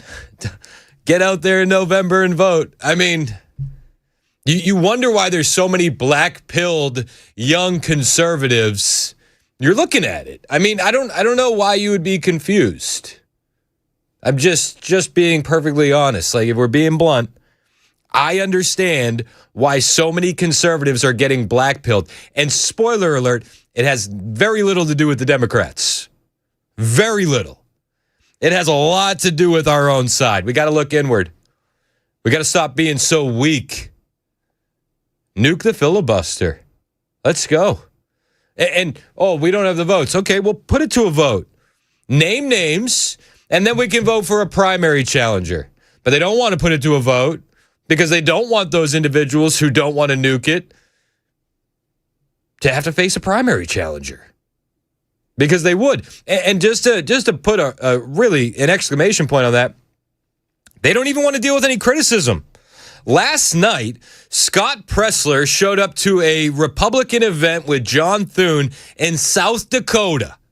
And he showed up, and Scott Presler said, if John Thune doesn't pass the Save America Act, I'm going to personally be on the ground in South Dakota, so he has to face a strong primary challenger. They wouldn't even let Scott Presler into the event. They had his picture on a table out front so they could stop him at the door. He had a ticket to get into the event. I mean, that's what they think of you. How dare you criticize them? How dare you be frustrated? How dare you make them want to work? Want them to work? How dare you? You're crazy. You're crazy for that. You're not allowed in this event. I mean, they will blackball you as soon as they can, as soon as you get on the wrong side of them. So they don't want to do anything. I mean, I truly believe that Senate Republicans would be fine with losing the Senate, so that way they can put up the appearance of fighting while not having to do anything at all. They would love to be in the minority. That way they can really talk a good game and know nothing is going to get done. Because they know nothing is going to get done. Right now, nothing is going to get done. Nothing. Nothing's going to change. But they'd rather be able to talk a big game while nothing changes. Let's go to James in Montego. What's up, James? How are you, man? I'm good. Can you hear me? Yes, sir. What's up? So I'm thinking on this situation with the Senate, what we really need to do, and I know it won't happen, is repeal the 17th Amendment, which made election of senators by popular vote. I mean, the founders clearly, that was part of the Balancing Act, was to have the states have a say in Washington, and they did that by the legislatures electing the senators. Yeah, that was so in the early 1900s. This came in and changed, right? So 1917. I think it was 1917. Yep. I got 1913, but whatever. I mean, we're splitting hairs. 13. We're splitting hairs. But so it used to be, you're absolutely right, that the state legislature chose the U.S. senators. And the framers intended this to give the states a direct role in the federal government. And that completely got flipped on its head because of the popular vote. I mean, I've heard this argument before, but I would just say, what would change? I mean, like even though we have a supermajority here in Tennessee, like I don't know, would we not have Blackburn and Hagerty as our senators in Tennessee if we were doing it this way? I don't know who they would elect, but the thing about it was they could recall them. There wasn't a 6-year limit. If they didn't do what the state legislature wanted them to do, they'd recall them and elect somebody else to be the senator. I mean, I've heard this argument before, and it's interesting to say the least. It's just been so long since it's been done. I don't know how it would be in practice today. And I think it's impractical. It's impractical. But what I'm saying is they destroyed the balance of power that the founders put together in the Constitution when they did that.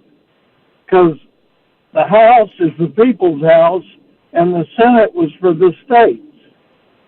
I'm just saying that's what happened.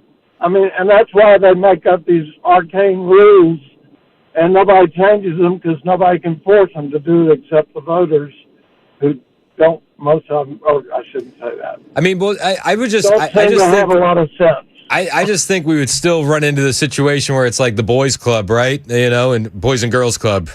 And we would still end up with like the most politician-y politicians in those roles because they would have to be the ones that navigate the state legislature and make those deals, shake those hands. I think there's something to what you're saying. But if we didn't like something, it's a whole lot easier to get rid of your state legislator in your district who didn't vote for the person, voted for a bad person and send them to Congress than it is to oust somebody. I don't know electoral amount. No, you're on the money. It would be a lot easier to get rid of them that way. I would imagine you wouldn't have to wait until the next election. I just don't think it would. I don't think it would protect us. And I appreciate the call, James. I don't think it would protect us from politician-y politicians. Is that am I allowed to use that way? You know what I'm saying, right? It's coined here first. We don't like those politician-y politicians. 1052 Super Talk 99.7 WTN.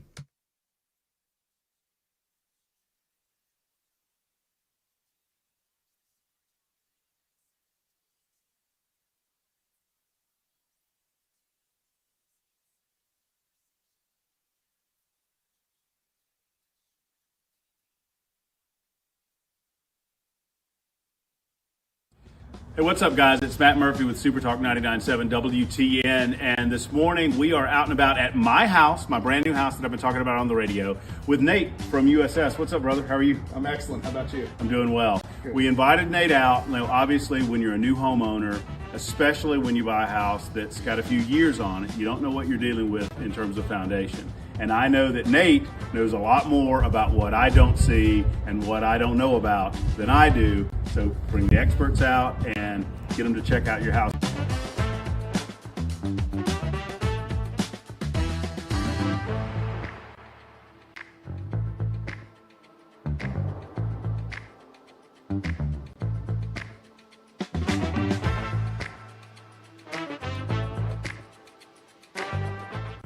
Hey guys, Matt Murphy again with Nate with USS, and Nate has just wrapped up kind of a look at the house. And Nate, what'd you find? Well, your house is in pretty good shape for the age of it. I had to look pretty hard to find it. Okay.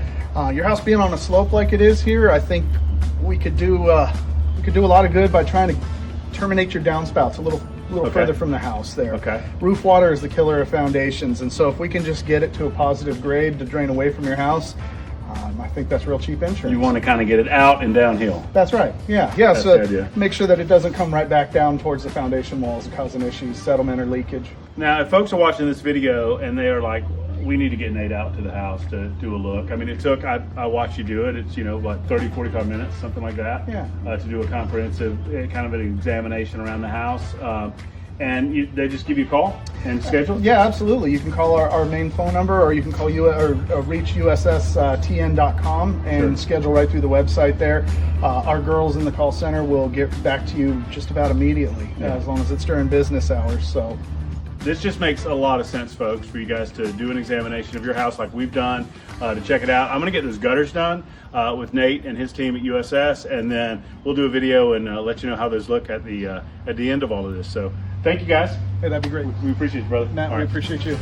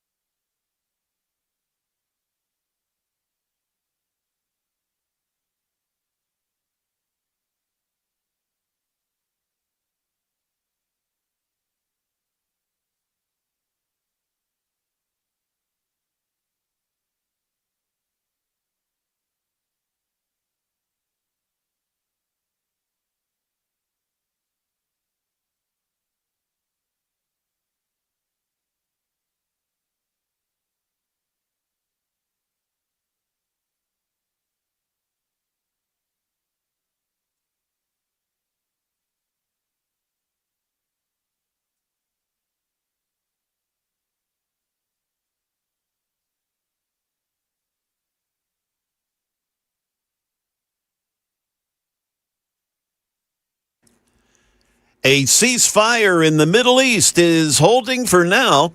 A former national security advisor pleads guilty, and a major shift is coming to how Nashville handles data centers. All of that coming up at 11 on Super Talk 99.7 WTN. That's Jay Harper in the newsroom. My name is Chris Hand. The show is brought to you by Better Water LLC.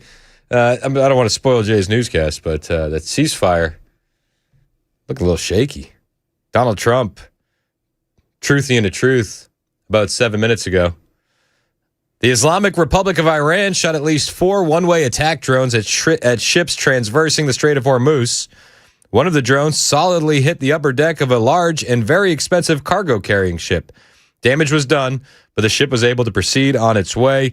We knocked down the other 3 drones. Obviously, this is a foolish violation of our ceasefire agreement, President Donald J. Trump. Looks like prosperity nukes are back on the menu, boys. So, maybe. Maybe. What? I don't know. I would only do it for prosperity. I lean a little more towards the peaceful route, but we'll see what happens. We went over this earlier in the week. Every time America has dropped a nuke on another country, that country got better. And that's just the data. It is the numbers. Men lie, women lie, numbers don't. Every time we've dropped a nuke on a country, the country is prosperous and clean. Your data pool may be a little small on that. But it's 100% accurate. True. Just saying. We actually talked about prosperity nukes on the new episode of Mostly Peaceful with myself and Dan Mandis and Matt Murphy that drops tomorrow on YouTube and Apple and Spotify. You're doing Apple and Spotify, right? Yeah. All right. And Matt said, he said, what about New Mexico? And I said on other countries, Matt, not when we're testing them on our own. So there was a bit of a kerfuffle. It's a bit of a debate between myself and Matt Murphy. He didn't want to agree with the data. And I said, the data is the data. The numbers don't lie. The numbers don't lie. On the way, a lot of reaction from the Supreme Court decision. No more dogs and cats on the menu in Springfield, Ohio, and the locals there absolutely rejoicing. Wait until you hear what the local community Facebook pages in Springfield, Ohio are saying after the Supreme Court decision yesterday. I'll tell you when we get back. It's 11 o'clock on Super Talk 99.7 WTN.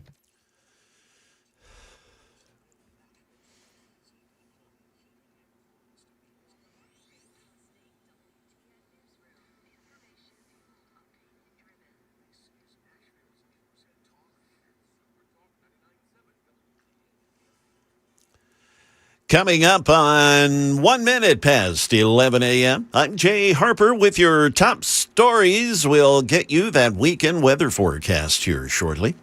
The UN says the ceasefire between Israel and Iran-backed Hezbollah is holding, at least for now, for a third day.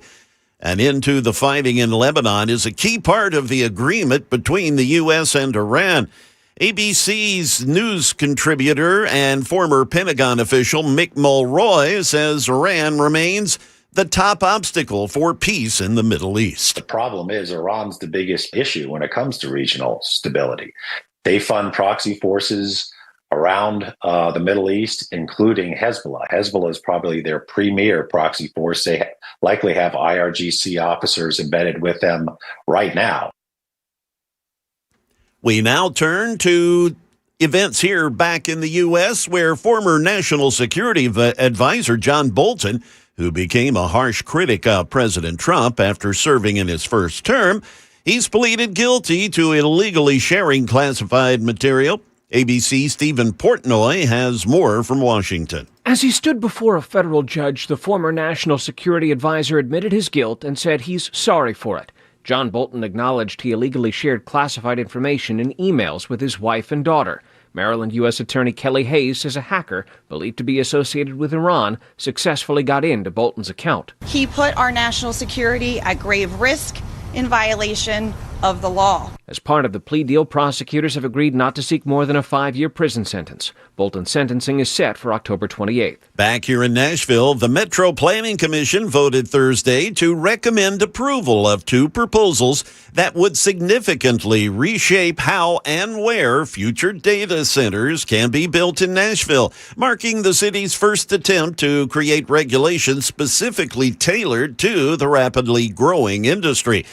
Commissioners recommended approval of a revised zoning ordinance that would establish Nashville's first data center-specific development standards. The proposal, based on legislation introduced by District 20 Metro Council member Rollin Horton, creates 5 classifications of data centers, defines where those facilities can be located, and establishes new operating standards. Under the proposal, new data centers would be prohibited near residential neighborhoods, schools, and zoos. A substitute version of the ordinance also would prohibit new facilities within 1/2 mile of any Choose How You Move transportation corridor, including Nolensville Pike. That is the latest news. The weather is up next. I'm Jay Harper, WTN News.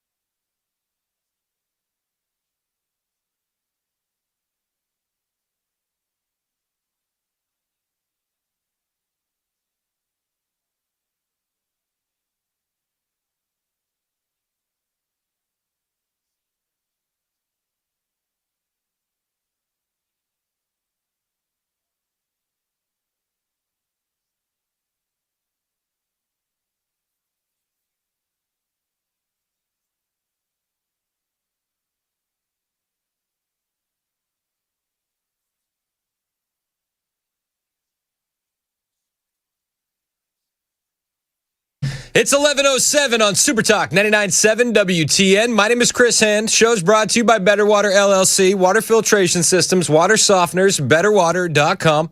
You can listen to the show on all the apps, the FM dial. You can watch us on Super Talk TV. That's on YouTube and Rumble. New Mostly Peaceful episode dropping tomorrow morning. Spotify, Apple Podcasts, YouTube as well. With myself, Dan Mandis, Matt Murphy. We talked a lot about the governor's race. What else did we talk about? Talked about prosperity nukes. Definitely that came up. I don't remember what else we talked about. I'm going to watch it. Almost made it to the end without mentioning Iran or Israel, yeah. Yeah. Almost. I don't think we mentioned Israel, did we? Dan did kind of at the very end. Yeah, we did. Hey, just an update. You ready for an update? I'm ready for an update. So we've been advertising this Freedom 250 event in Mount Juliet. It was supposed to happen tomorrow at 3 o'clock. and apparently the weather isn't cooperating. So I came up with the best solution. I said, all we need is a few thousand patriotic umbrellas. And they were like, actually, it's probably going to be easier just to move it to Sunday. Yeah, I think that's the easier pull. So I liked the patriotic umbrella idea. They said, thanks for the input, Chris, but we honestly were just letting you know we moved it to Sunday. And I said, but my idea is gold. And they said, this email thread is only to let you know it's moved to Sunday. Yeah. It wasn't to request ideas. And I said, I've been to orientaltrading.com. Like these umbrellas aren't that expensive. It's not that hard. And they said they wouldn't be here in time. And I said, not with an attitude like that. 2 to 3 weeks at least. So they moved it to Sunday. Unfortunately, patriotic umbrellas are out. The event got moved to Sunday. But a huge event still in. Huge event. Freedom 250, celebrating America's 250th birthday. It's an early birthday party. Free event for the community. It was supposed to be on Saturday. It's going to be on Sunday. Charlie Daniels Park in Mount Juliet. It's one of the best playgrounds in Middle Tennessee. By far. But they're going to have live music, face painting, bounce houses, giveaways, food trucks. You and the whole family can celebrate. It's going to be awesome. Yeah, it's there from 3 to 7 on Sunday now. If you're like me and you have just an unruly amount of children, free events are the best events. And this is going to be a heck of a party. It's going to be cool. Freedom 250, Charlie Daniels Park in Mount Juliet. A lot of cool guests. 3 o'clock on Sunday. Yeah. Everybody gets out of church and like, what are we going to do? This is what you're going to do. Pull up. Pull up. It's going to be a fun event. Roll deep, dog. Bring your flags. I'm here for it. It's going to be fun. So they really said no to the patriotic umbrellas. You double checked? Yeah, unfortunately. They said, we looked into it, 2.5 week delivery. So I said, it might rain in 2.5 weeks. Why don't we push it? And let's stick with, they said, no, we're just going to move it to Sunday. No. So that's your update. Did I do a good job? I thought I did a good job. It's a good job. Thank you. It's a good job. Thank you. Do it again later. Be there. It's a good time. I can't wait. It's going to be sick. Be fun. Speaking of people that are having a good time. Oh, somebody said, Chris, I haven't heard or thought of Oriental Trading in like 15 years. Dude, you remember you used to get the magazines? The magazines were sick. I'm like, I need all these tchotchkes. I need all of them. So, did you get the magazines? Do you remember the magazines? I'm trying to think. I don't remember getting them, but I may have them. My parents just didn't tell me. It's possible. We used to get them at my house, and then I'd circle all the stuff I wanted. Then we'd get them at my grandma's house. You could double down. No, the one at the grandma's was for my little sister. She had to wait. Yes. I had first dibs on the Oriental Trading magazine. Which also, looking back on it, is that racist? The 90s were a magical time. They were a time, for sure. Is Oriental Trading still in business? I don't know. Probably not. Worth a Google. Under a different name. 4460 wants to know if they can still bring patriotic umbrellas on Sunday. Absolutely. In fact, they're encouraged. I think, what do you think our country fights for, if not? You got, yeah. If not these umbrellas. We're literally celebrating the freedoms we have. One of those freedoms is the right to bear umbrellas. Bear them proud. This is not an umbrella-free zone. Come and take it. Sorry. Yeah. A lot of people like the Oriental Trading. People like it. All right. So you're excited about Freedom 250? I'm here for it. I'll tell you what. I don't think you're as excited as the people in Ohio are today. Oh, yeah? So we went through the Facebook community. Did you know that they have these communities on the Facebook? And the residents in Springfield, Ohio, where they were eating the dogs and eating the cats, completely overjoyed today. Breitbart has the story. American citizens, I love how they started that way. American citizens, underlined, bold, italics. That's how you emphasize things these days. Do the U, the B, the I. Not universal basic income. Underline, bold, italics. American citizens in Springfield, Ohio are rejoicing after the Supreme Court allowed President Trump to cancel the quasi-amnesty temporary protected status granted to the city's huge population of Haitian migrants, despite strong opposition from local and national business groups. You ready for the Facebook comments? This one. Yes! Supreme Court allowing deportation of Haitians to continue. There's another one. Get ready. When is the farewell party? This is an occasion for celebration. Yes, it is. We've all been through hell. The citizen group of 4,700 members opposed the inflow of at least 10,000 Haitians, which was strongly backed by the city's establishment of employers, landlords, retailers, teachers, nonprofits, and political leaders, including Mayor Rob Rue, who is also a landlord. Shocker. Are you shocked? Oh, what's that you say? I could charge the government three times the rent for my 2-bedroom shack for the 10 newcomer Haitians? Yep, weird. The migration was even defended by the state's GOP governor, Mike DeWine. He's awful. He's the worst kind of GOP governor that there is. He's the same guy that he vetoed the anti-trans kid bill. I can't remember the exact language, but I remember the story. He vetoed this anti-trans kid bill because, they didn't want people drugging kids with hormones or chopping off healthy body parts, He vetoed it. And then strangely, somebody noticed he had also gotten a donation from the hospital that they were doing these procedures at. Weird. Probably nothing. But the residents of Ohio are ecstatic. Springfield, Ohio, overjoyed. The Democrats absolutely melting down. There's also a Haitian problem in Massachusetts. I don't know if you knew this. Did you know that? They got a Haitian problem. And Senator Ed Markey, Mr. Markey, he said, guys, we have a moral duty to protect these Haitians. He actually said, we got a moral duty, guy. dude, guy. We got a moral authority here. He said that actually, instead of deporting them, we should have been working on a pathway to citizenship for these Haitians. Okay. Say the quiet part out loud, my friend. This is what it was always designed to be for the Democrats. Newcomers as far as the eye can see. No, thank you, Mr. Markey.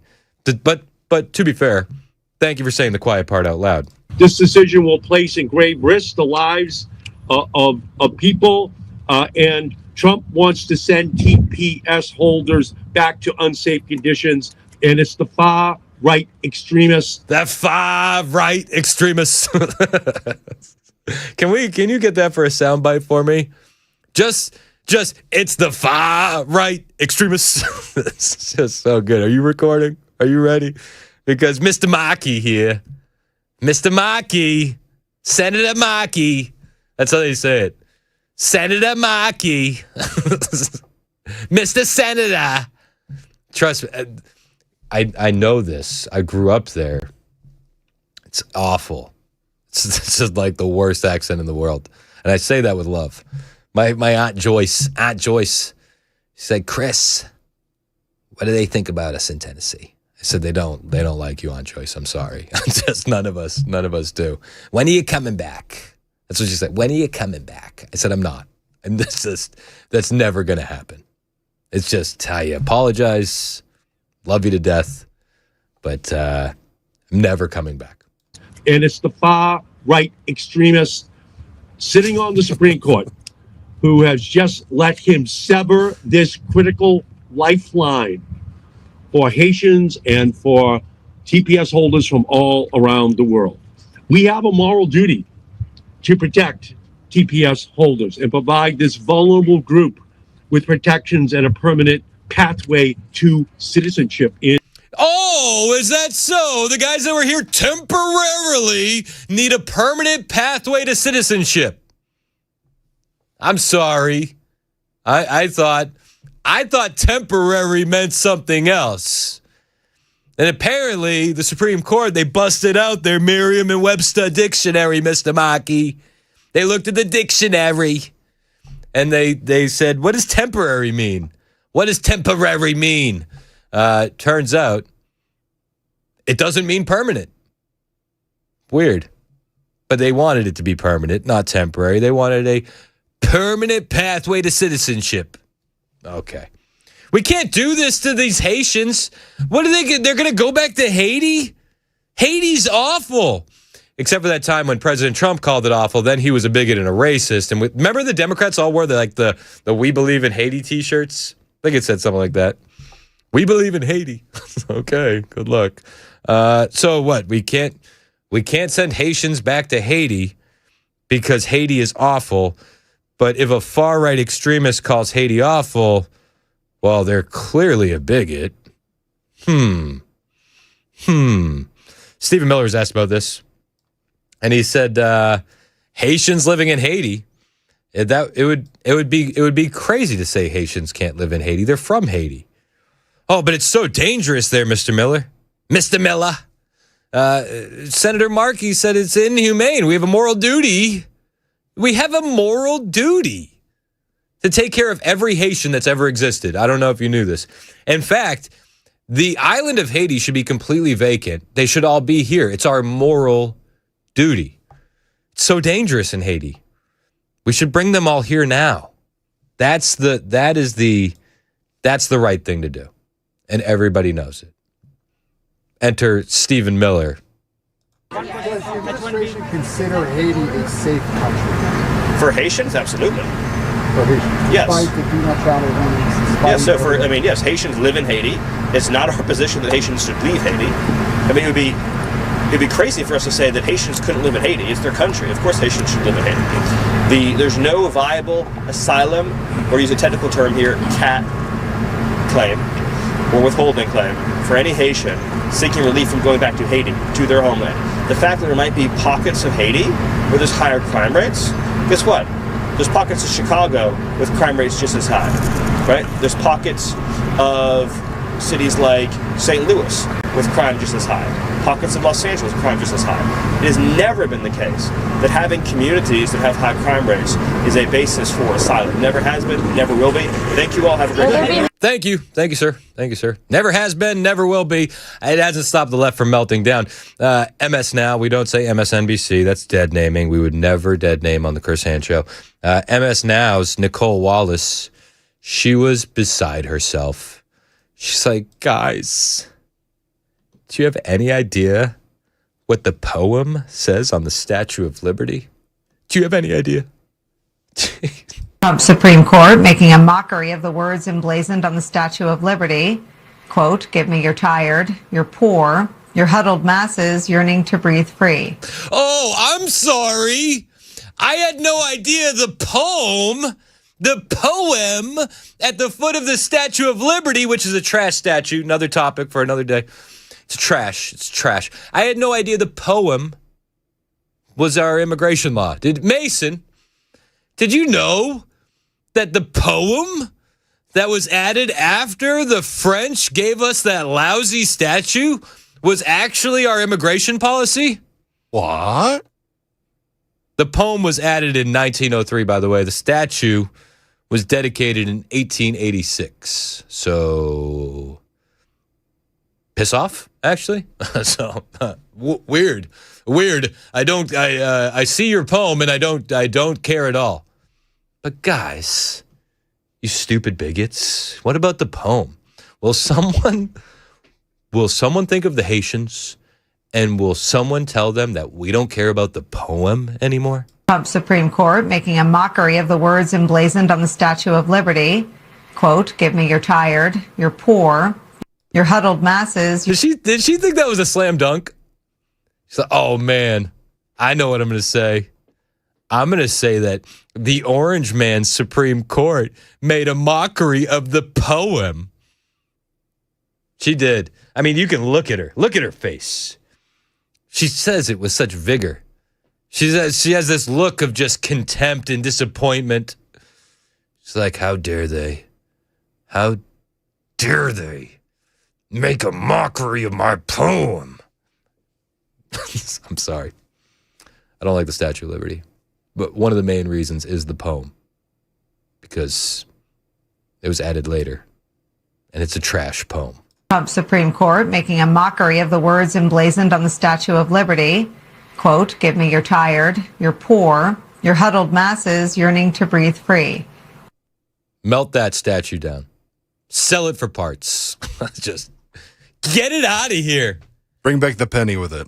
Dude, honestly, the penny was much more used to us than the Statue of Liberty. Nobody even goes to New York anymore, by the way.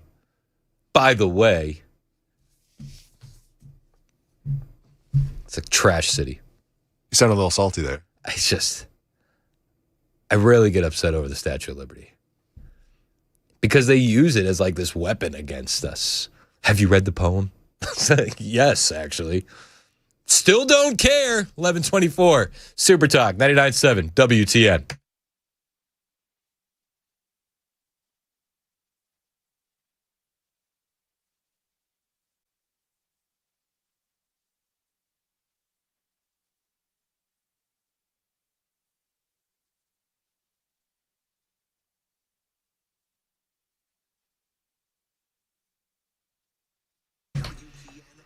Hey, what's up? It's Chris Hand here for my friend Aaron Parker over at Parker Safes and Vaults in Shelbyville.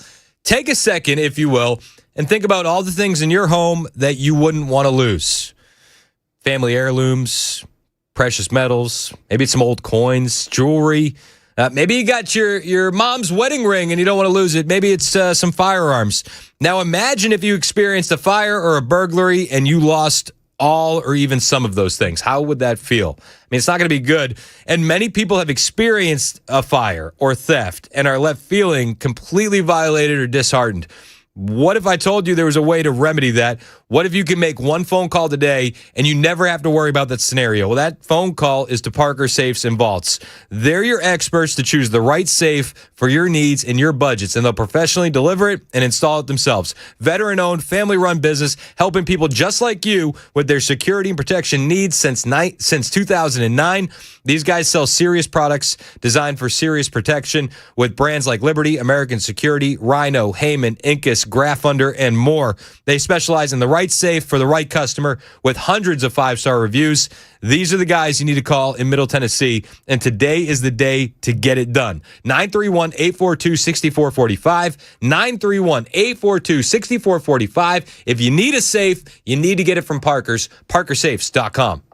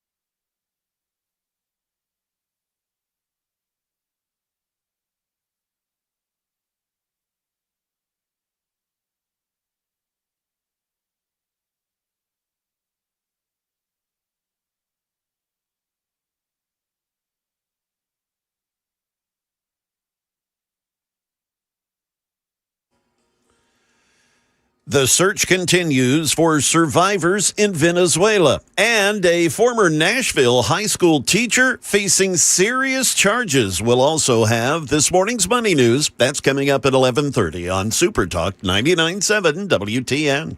That's Jay Harper in the newsroom. My name is Chris Hand. The show is brought to you by Better Water LLC, water filtration systems, water softeners, betterwater.com. You know what I totally forgot to do?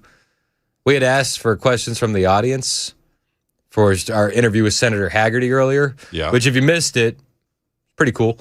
It's podcasted on Apple and Spotify and all the things, and we'll get a YouTube video up of it soon. Yeah.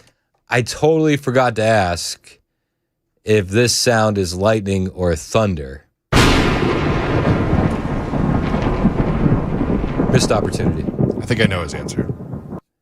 He would have danced around that question. Yeah. That's too hard-hitting of a question for him. You'd rather dance in the rain than answer the question. Yeah, exactly.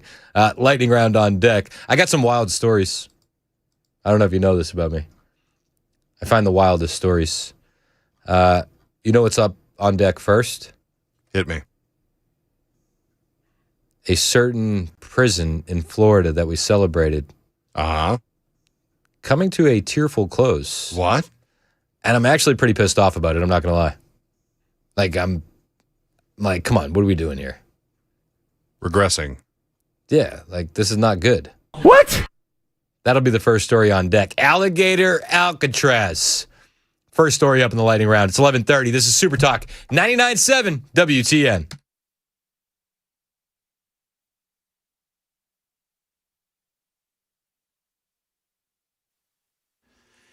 It is coming up on 31 minutes past 11 a.m. I'm Jay Harper, and we've got your top stories, a weather forecast also coming up. The search continues for survivors in Venezuela after two strong earthquakes that hit the country, and they were separated by only a few seconds a couple of days ago. ABC's Victor Akindo, he reports from Florida with the latest. A race against time in Venezuela as the death toll rises from those devastating back-to-back earthquakes. Hundreds still believed to be trapped. Emergency crews digging through mountains of concrete and twisted metal. Back here in Nashville, a former Nashville high school teacher is facing serious charges following a month-long police investigation. Metro Nashville police say 32-year-old Khadija Kuykendall, a former 10th grade English teacher, has been indicted on 18 counts in connection with an alleged sexual relationship with a student last year. Kuykendall was fired from Whites Creek High School back in August after she disclosed details of the alleged relationship to a colleague. The 10-month investigation led to charges involving aggravated statutory rape, sexual contact, and sexual battery by an authority figure. She's currently being held on $150,000 bond. Now let's get to your midday money news with Jim Ryan. After 2 days of losses, the S&P and NASDAQ composite rose this morning 0.25% and 0.2% respectively. The Dow Jones headed into the midday higher by 151 points at above 52,000. Cooking out for the 4th of July will likely cost you an extra 4%. The American Farm Bureau Federation says that's how much prices for a typical barbecue have risen this year compared to 2025. It's Fashion Week in Paris, and it coincides with some of the highest temperatures ever recorded in the City of Lights. The show must go on. Fashion houses are providing guests with misting machines, parasols, and glasses of ice water served on silver platters. And foreign FIFA fans apparently love the ranch dressing they're finding in the U.S., so much so the TSA had to offer guidance for how people should pack it in their luggage. Now UPS is offering a 20% discount on international shipping through the end of September. That is the latest news. We've got weather on the way. I'm Jay Harper, WTN News.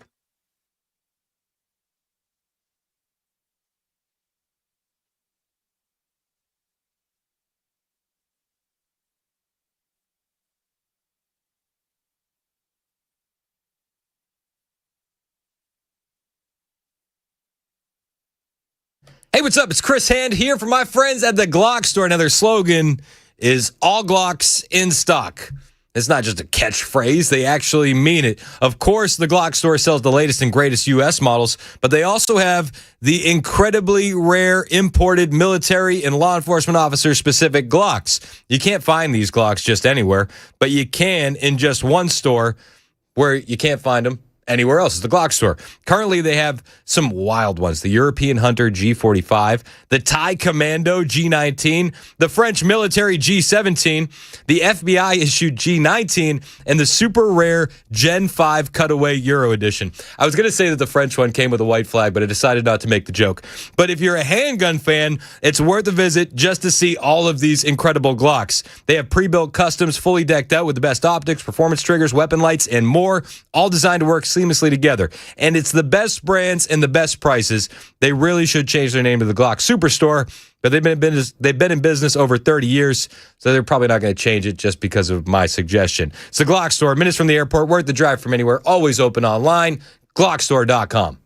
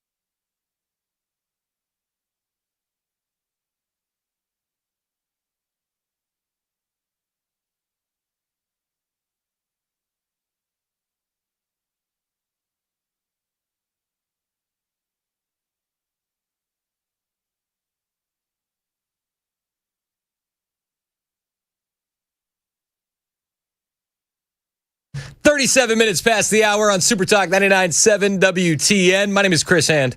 Lightning round on deck. We got a couple housekeeping items to get to before then. You can listen on all the apps, the FM dial. You can watch us on Super Talk TV, YouTube, Rumble. Hit like, hit subscribe, share the show with your friends. I got a lot of kids to feed. Those likes, that really steps us up from bread and water. It's appreciated. Thank you. Thank you for your attention to this matter. So what do we want to do first? Do we want to address the text, or do we want to address what I just sent to the meme chat? Let's do the text first, because I saw another one that I really like. Okay. All right. So this guy, I don't know, maybe it's a guy. I don't want to misgender anybody. True. Said, "Hey Chris." That's how I pictured it. Does that sound accurate? Yeah, that sounds pretty accurate. "Hey Chris, don't hide the fact that you're a racist. Proclaim it from the rooftop. Just don't tell them that you're a Christian. You make us look bad. If you say you're a Christian, just tag it with nationalist. Then people will understand." Ooh, that's what I responded. I don't know if you're a wrestling fan, I am. I love it. It's like one of my guilty pleasures. My wife says it's soap operas for men. It's fair. I think it's better than soap operas. I think so. Anyway, there's a guy by the name of Razor Ramon, Chico. So I don't know how I could be a racist. Razor Ramon obviously was a Cuban, but he was a white guy, Scott Hall. And he did this thing. He did the spooky fingers. Ooh, and he like wiggled the fingers. So I just sent a gift back with that. That was my response. Good. I think that's a great response. Your boos mean nothing because I've seen what makes you cheer. So let me just get this straight. I'm assuming this has to do with my take on the poem and the Haitians, right? Probably. Oh, so I'm a racist because I know what temporary means? Oh, anyone who owns a dictionary is a racist. Is that what we're doing? That's what we're doing. It said temporary, you bigot. It's okay. Cool. Cool. Yeah, maybe I'll do that. I'll just Kewl. Q. Nobody cares, actually. Here's the thing that I hope that everybody understands. I hope that everyone understands this. I have no care in the world what mean names you call me. And you have devalued the term. So, congratulations, stupid idiot. Stupid bigot. You stupid bigot. Chris Hand, you stupid racist bigot. Real quick before you move off of that, because you did mention the Statue of Liberty again. 1290 said, "Hey, Chris, I have a solution for you. 2 birds with 1 nuke. Use the statue as a Trojan horse and gift it to Iran for our prosperity." Ooh. I don't know. Here's the thing. I feel like that would cancel each other out. Because one Statue of Liberty has been given.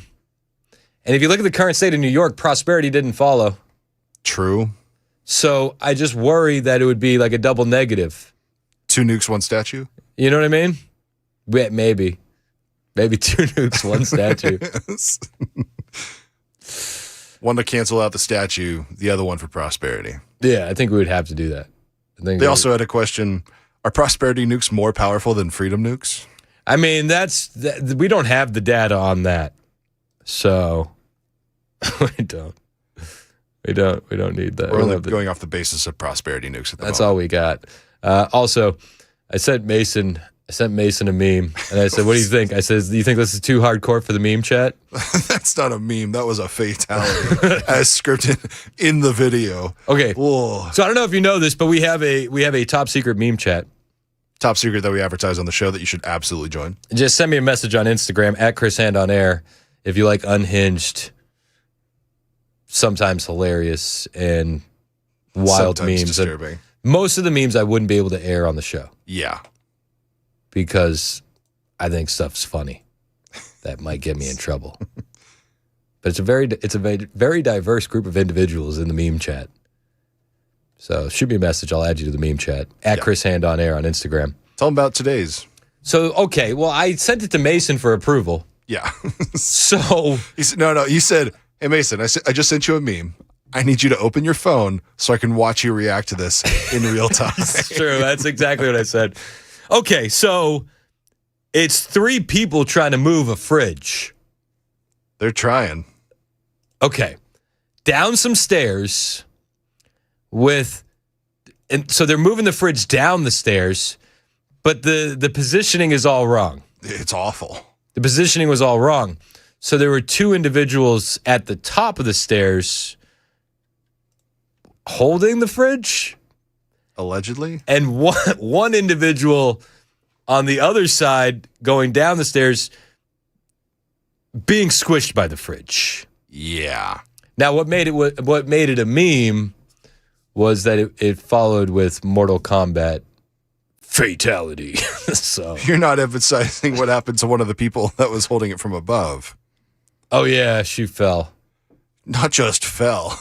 She was flung over the side of the railing by said fridge. She didn't have a good handle on the fridge. No. So like one person got squished and one person got flung. Chris, don't worry, I think everybody's fine. How many flights do you think she fell down? I don't know. Because you can't see the bottom. I'm not a biologist. And instead of hearing anything for impact, you just hear fatality. I have it on good authority that everybody's fine. Everybody's okay. That's what I heard. Allegedly. You sure about that? No, not really. Me neither. But if you want to join the meme chat, we always got some good ones flowing. At Chris Hand on Air, shoot me a message. You have to be added into the meme chat. It's invitation only. You have to ask to be invited. I can't just. It's wrong of me to just willingly subject people to some of these memes. Like, I have the short list of people that I send my memes to. Yeah. There's about 6 people, and one of them says, stop sending me these all the time, but Virginia, you're going to have to deal with it. And then the meme chat. So if you want in, you just shoot me a message on Instagram, at Chris Hand on Air. The most unhinged memes. It's something. It sure is. I'll get them at like 7 a.m. I'll get them at 1 a.m. The memes don't sleep. I am but a humble meme farmer. Find me on Instagram, at Chris Hand on Air. So he said, how many flights do you think she fell down? Oh, he was just repeating my joke. Oh, okay. I'm not a biologist. All right, you know what time it is. It's time for the lightning round. It's the lightning round with Chris Hand. We do it every day at this time. We play a little funky music. We cover all the stories that wouldn't fill a whole segment, stories that we ran out of time to get to. And we like to call it the lightning round. All right, first story today in the lightning round. Delayed lightning. Listen, you got to let it play through the whole time the first time. I mean, if the lightning was going to be that delayed, I don't know why we had to push the Freedom 250 event in Mount Juliet to Sunday. True. Is that just your lightning that's delayed? Apparently. Yes. Apparently so. First story. I'm not going to lie. I'm wondering what the hell's going on with mass deportations. Yeah, come on. Like, what are we doing? It went from mass to a trickle. Yeah. And I'm not exactly impressed with this. All right. Ron DeSantis and Tom Homan announced that Alligator Alcatraz is closing down. Aliens, that they would be able to do so, and we would still help. We'll still do the 287G. We're still going to be participating in that. But in terms of us managing this facility, to the minute that that's no longer needed, then we obviously would break down to the facility. And so Alligator Alcatraz fulfilled the role that it was designed to serve. Today it now has 0 detainees. It has helped remove many, many dangerous people from the street and get them out of not only the state of Florida, but the United States of America. Okay, so Alligator Alcatraz is closing. Now, here's the thing. He said it was always going to be temporary. I don't really remember that during the intro to Alligator Alcatraz when we were all very excited. And I remember my mom got me an Alligator Alcatraz T-shirt for my birthday. What am I going to do with this T-shirt now? Put a birth and death date written on the bottom. Established, ended. Established 2025, ended. Kennedy, break out the cricket machine. We got to add a start and finish date to this. Bedazzled. So, okay, here's the deal. This is something that blows my mind. This cost about $1.2 billion.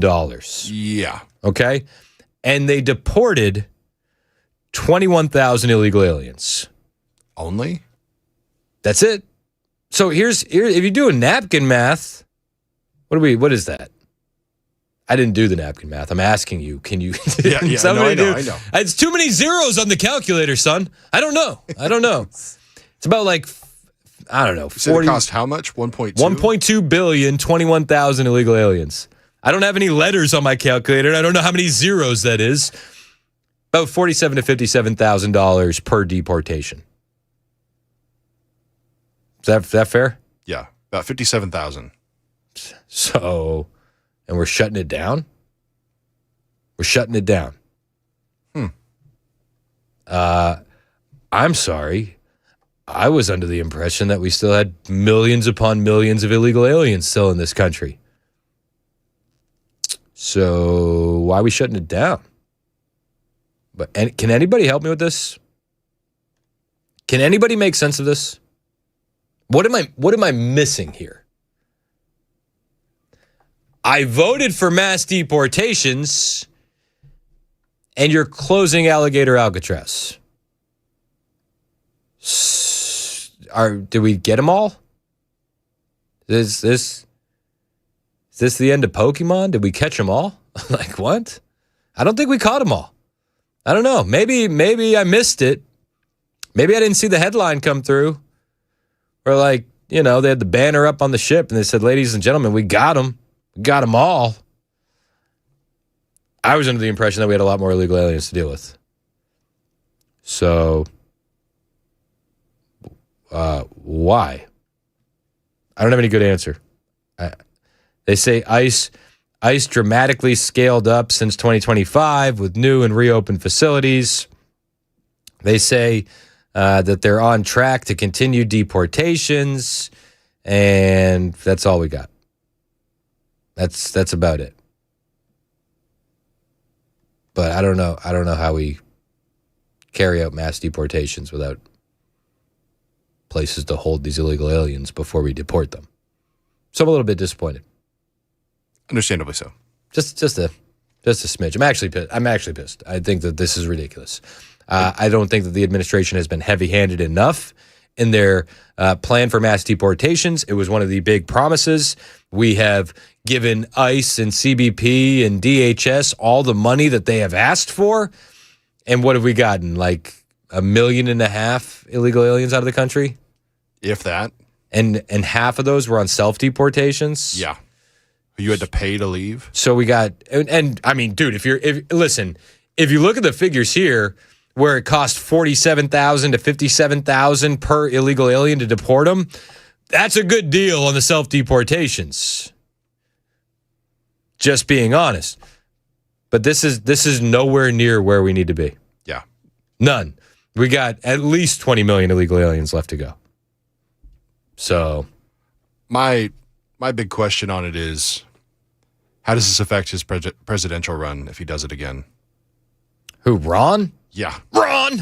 Yeah, because there's no doubt in my mind that he tries again. I don't know. Do you think DeSantis could overcome J.D. Vance or Rubio? So. I don't think so. But in 8 years, I don't know. He's young enough that he could run after a Vance or Rubio double term if they got it. Yeah. Does this linger with him for that long? Or does he try to scoop Vance or Rubio if they do poorly through the last 2 years of the Trump administration? I don't know. I think it's going to be hard to scoop Vance. I do too, but I'm throwing the question out there. Like if the rest of the term is a catastrophic failure. Yeah. I mean, there'd be room for a conversation. But that brings us to the next story in the lightning round. Here's a reason why I don't think J.D. Vance won't be the nominee. It's like a really wordy way to say that. Don't worry, I just get paid to talk. It's fine. You landed it. It's fine. I landed the plane. All right. The segue was beautiful. J.D. Vance was at the Nixon Library, and there were some protesters outside. And when he got there to for the Richard Nixon Foundation, he had something to say to the protesters. We've got people waving the Palestinian flag outside and hollering at us in Spanish. By the way, the vice president can't understand what you're protesting about if you don't speak the language of everybody else here. So if you want,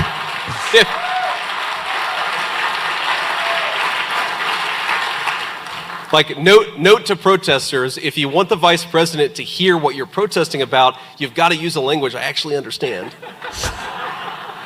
Pro tip. No habla español, ma'am. So, all right, got another story for you here in the lightning round. Another one. Elon Musk is reportedly surging $85 million to help Republicans and President Trump in the midterms. This is according to the Washington Post. And Scott Jennings has a breakdown on why he thinks the Republicans are in good shape heading into the midterms, and he does it in about 45 seconds. Look, gas prices are not up. They're down. Below $4 a gallon nationally. Oil's trading at $71 a barrel. We don't run the gas price tracker on the screen anymore for a reason. I mean, it's because it's a non-story. The pool was vandalized. You keep bringing up the pool. It was vandalized by people who were so broken-brained about our politics, they went out there and vandalized the pool. It's in the court documents, which you can read yourself today. And as it relates to costs, the Republicans cut taxes. Working people all over this country got major tax refunds. We have a booming job market. We have a stock market that's up. Right now, we have an economy that's on the upswing because of Republican policies. And we've got insane Democrats winning primaries promising socialism all over this country. Those are the facts, and that's the argument that will be carried to the election. I don't think he's lying. I mean, those are some facts. Those are the arguments that are going to be carried towards the election. Those are the arguments that one Senator Hagerty made on this show just earlier this morning. If you missed that interview, podcast available everywhere you can get podcasts, Apple and Spotify. It is 11:54. This is Super Talk 99.7 WTN.